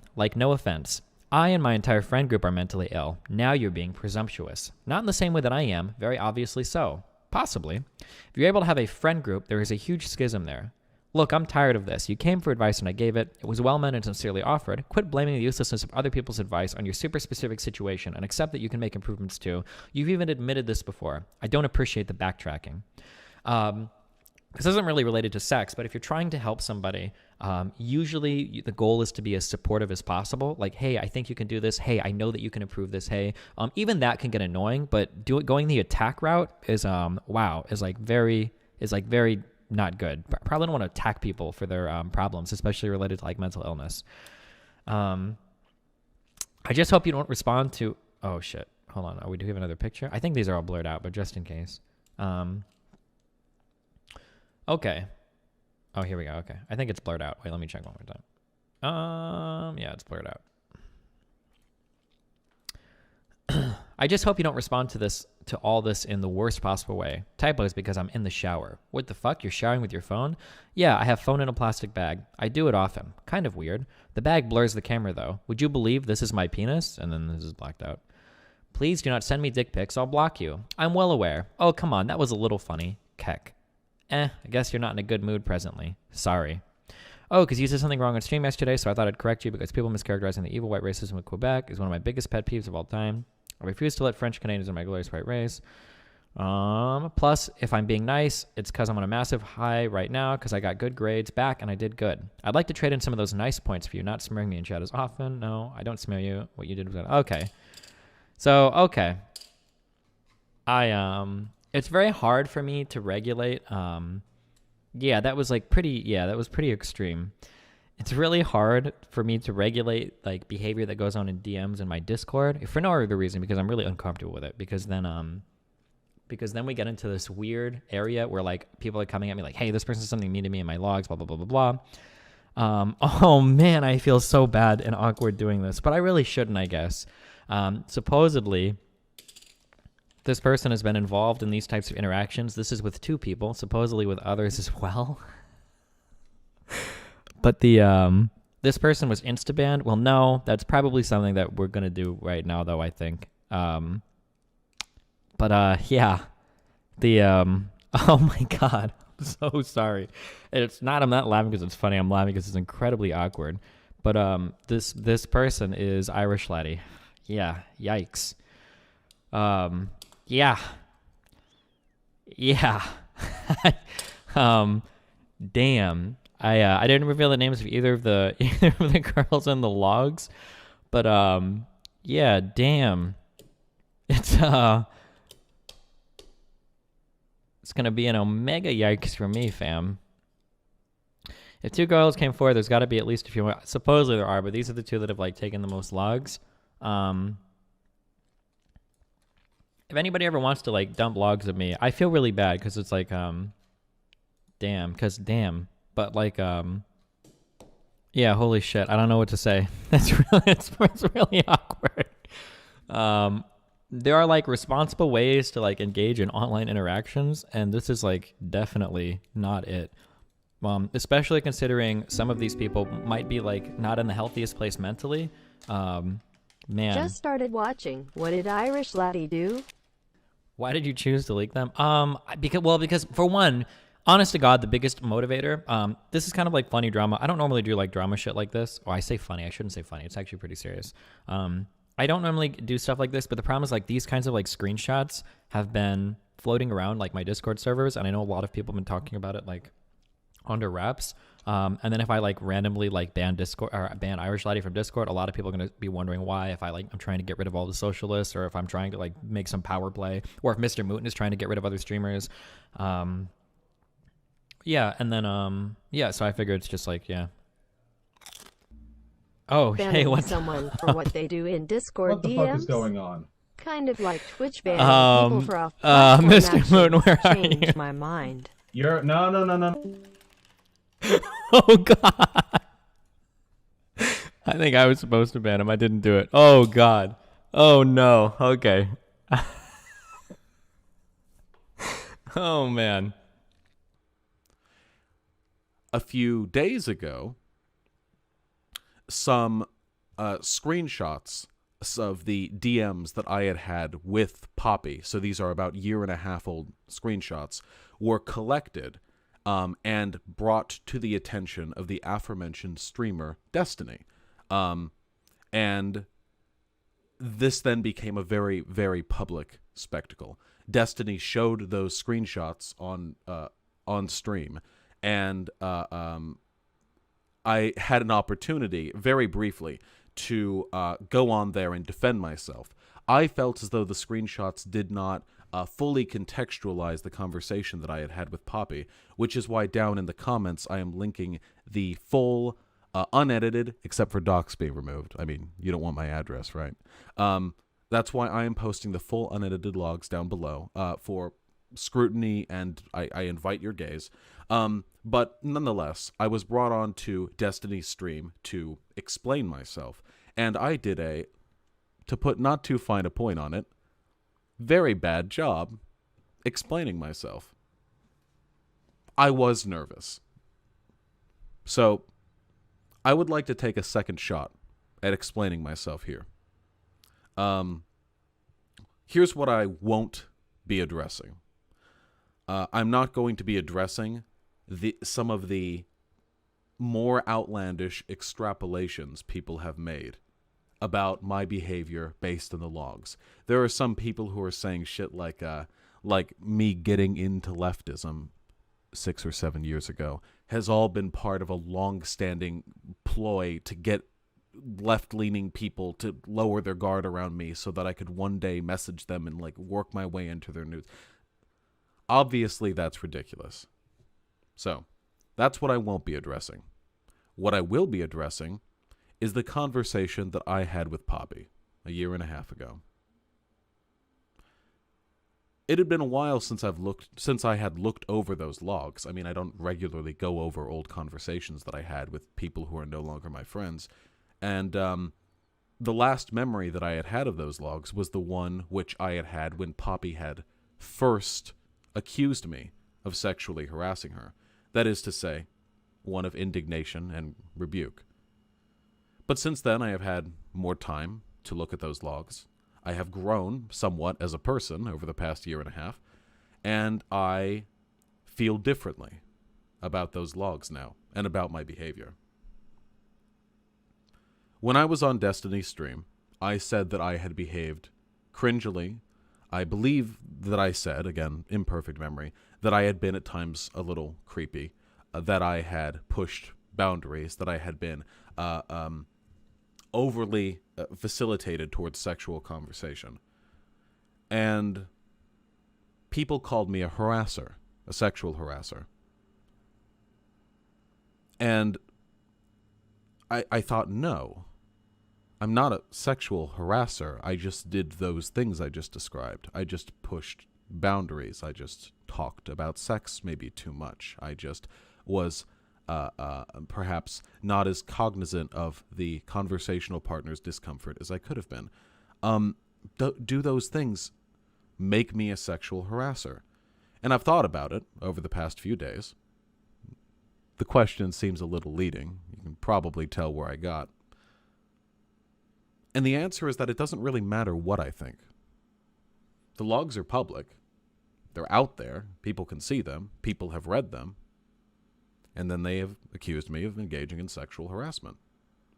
And far be it from me, somebody who smashes linguistic prescriptivists, to say that I've engaged in those behaviors, but not sexual harassment.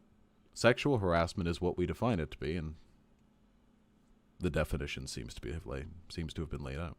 In 2017, there was this woman called Poppy who Vaush met in a Discord server. I think maybe it was Destiny's Discord server, I'm not sure. And they became like online friends. And he spent about a year just pushing and pushing and pushing and pushing her, trying to get her to cave in and to like speak to him on a sexual level and stuff rather than just being friends. And this first screenshot, it reads, Vaush says, "You're not a bad," or I assume she was having like a bit of a sad moment or something, and he says, "You're not a bad or even an incomplete person. Life is a constant struggle to adapt and improve yourself. You have a lot of things going for." And then she says, "I wish I was better to people." He says, "I enjoy your company. I don't think you're bad to people. I don't mean to sound overbearing." She says, "Hope we can continue to be friends, and please tell me if I'm not being so good." And now Vaush says, "So I am a buddy." And he has like a realization there, I guess, where he's like, "Oh man, I'm in. 2 lines later, he says, "Also, let me know if you ever want to check out my dong." Perfectly fucking normal thing to say. You see you have someone's like confiding in you as a friend about things that they don't like about themselves or whatever, a problem that they're going through. And you use that as like the second that they let their guard down, ask them if they want to see your dick.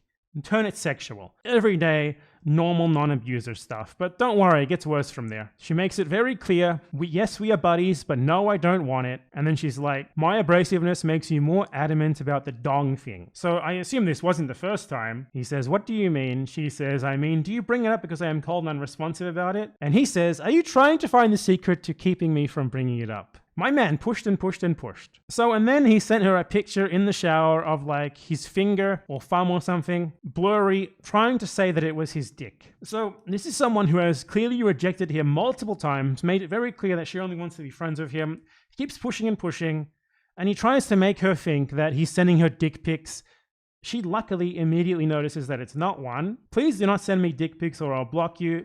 Like, it gets worse. It gets way worse than this. And he keeps going. He says, "My dong, anytime, that will be the core of our friendship." And she just responds in disbelief. What the fuck? Is that a typo? And eventually, she blocked him, cut off contact with him and stuff. And Vaush's reaction to that was to start just spamming a chat that they were both in, because I assume they had mutual friends in that chat and stuff, but she didn't want to talk to him anymore. But he started talking in this chat about how much he wanted to fuck her constantly. What is it called when someone makes it clear like 1,000 times they don't want anything sexual with you? You keep pushing and pushing and pushing and pushing. They block you, cut off contact with you, and then you start talking about how much you nonetheless want to fuck them. Pretty clearly something that we should be considering a rape threat, especially given that he said here that, and we'll get to it, that he wanted to physically hurt her during this fucking disgusting sexual fantasies that he was having about her here. She rejected him, and his response to that, rather than just being like, okay, I'll move on, whatever, plenty of fish in the sea, is to start spamming a chat that they are both in with the most uncomfortable, threatening, harasser, predator shit you could ever imagine. Here he says, "This is why I always hold my nut when fucking unstable bitches like Poppy." Here he says, "Let's be real though, if there were a politics meetup, I would absolutely be able to seduce Poppy." One of the things that he and his fans always say about this is, hey, at least I didn't do it in person. But reading this, thank fucking God they never met, because he certainly would have tried. And he admits it right fucking there that he would have tried.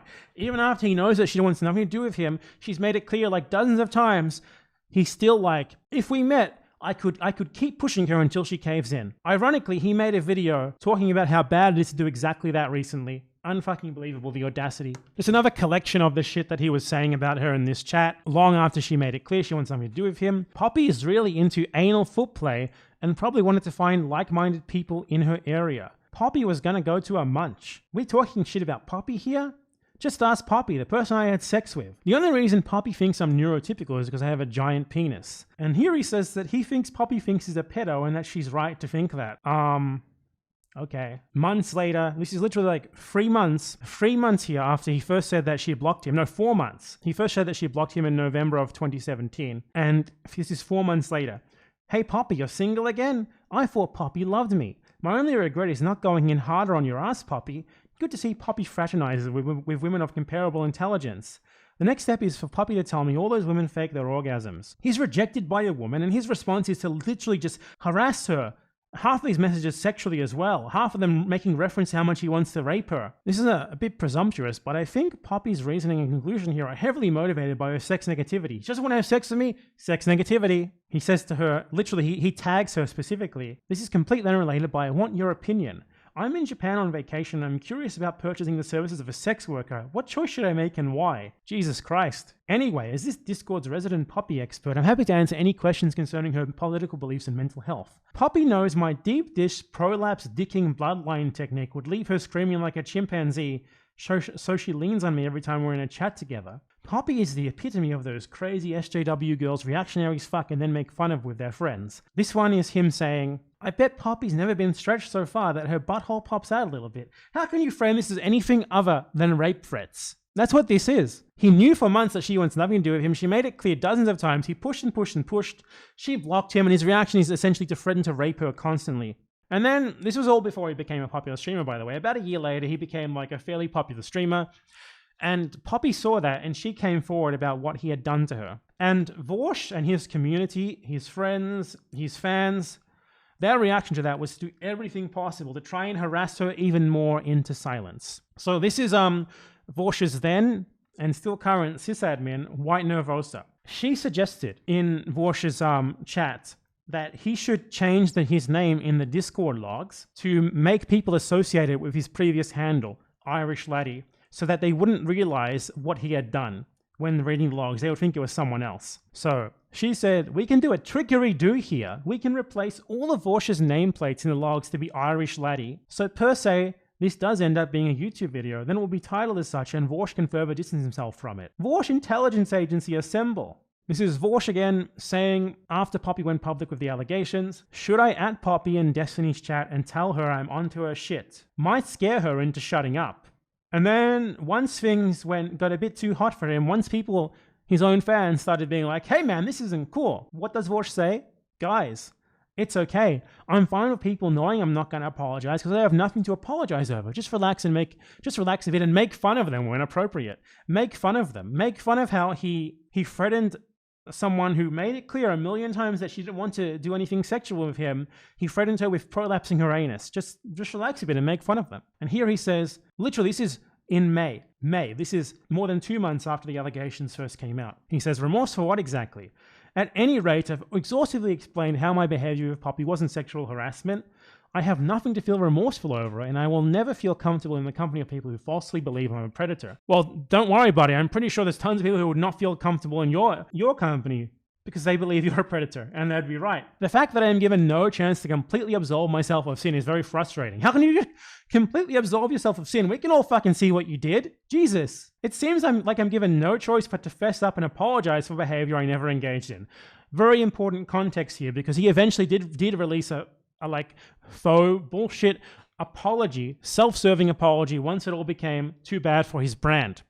And this is important context to that because it tells you why he made the apology. Because it got too bad for him, and he decided that in order to salvage his brand, he would have to cave in and, like, you know, make a faux bullshit apology. We're going to go into that too, don't worry. And then he says, the degree of social maligning I've experienced is so widely disproportional to the misbehavior I engaged in that I don't feel an apology was warranted to begin with. Poppy is and always has been a liar, and nothing happened with Pastel worth apologizing over. Pastel is someone else who did this same shit with, by the way. So he's done it with at least 2 people. So, I'm not happy with my behavior. I said that while I was on stream. I said that in regards to this conversation, I had used that as a template to learn how to better recognize discomfort in others, how to more responsibly speak to other people without making them uncomfortable, without being one note on the conversation. That is something that I've tried to work on over the past year and a half. And again, I have. That's one of the reasons why I made the decision to distance myself from Pastel a year and a half later, when I recognized they were not, at least in my perspective, capable of engaging healthily in flirtation. I backed off because I think I've grown as a person since then. But that's not to say that I'm done growing as a person. So I'm going to say this. The logs of me speaking with Poppy are reflective of poor behavior on my part. Sexual harassment being a broader term, more specifically, an unwillingness to back off certain topics, a callousness in regards to the discomfort of the person with whom I was speaking, and a general fastidiousness when it came to topics of a sexual matter. I've worked to change my behavior since then, and I'm going to continue to work to change my behavior in the future. We're all works in progress. We are. And it's important to me that I say all of this, not just for my sake or to clear people's perspectives of me or to add any finality to this issue, but moreover because I do care about these sort of broader social implications, which are made, evident here. The tendencies that I demonstrated towards callousness and fastidiousness and ignorance and, well, harassment, these are not mere symptoms of my poor behavior. They're also a product of broader social problems, which we know exist. I mean, if you're watching this video, you're probably lefty. You're probably with me on that. We know that male entitlement towards sexuality is a thing, and we know, if you've watched my videos, you know that I'm not rid of male entitlement conceptually. And if I am to continue attempting to be any kind of left-leaning public figure, it is essential not only that I attempt to improve myself, but also that I be able to draw my personal failings to a broader social system from which they originated. And I'm interested in that social system. And I'm interested in helping young men, or young people of any gender really, but broadly young men, get better at recognizing poor behavior in themselves and learning what they can do to improve upon it in the future. And that does, at least in this instance, start with me. You can see this is an example of the kind of structure that I'm referring to. Well, this is one of those situations where you have to appreciate the fact that I must be pretty great for people to have to lie that much and that aggressively to try to take me down,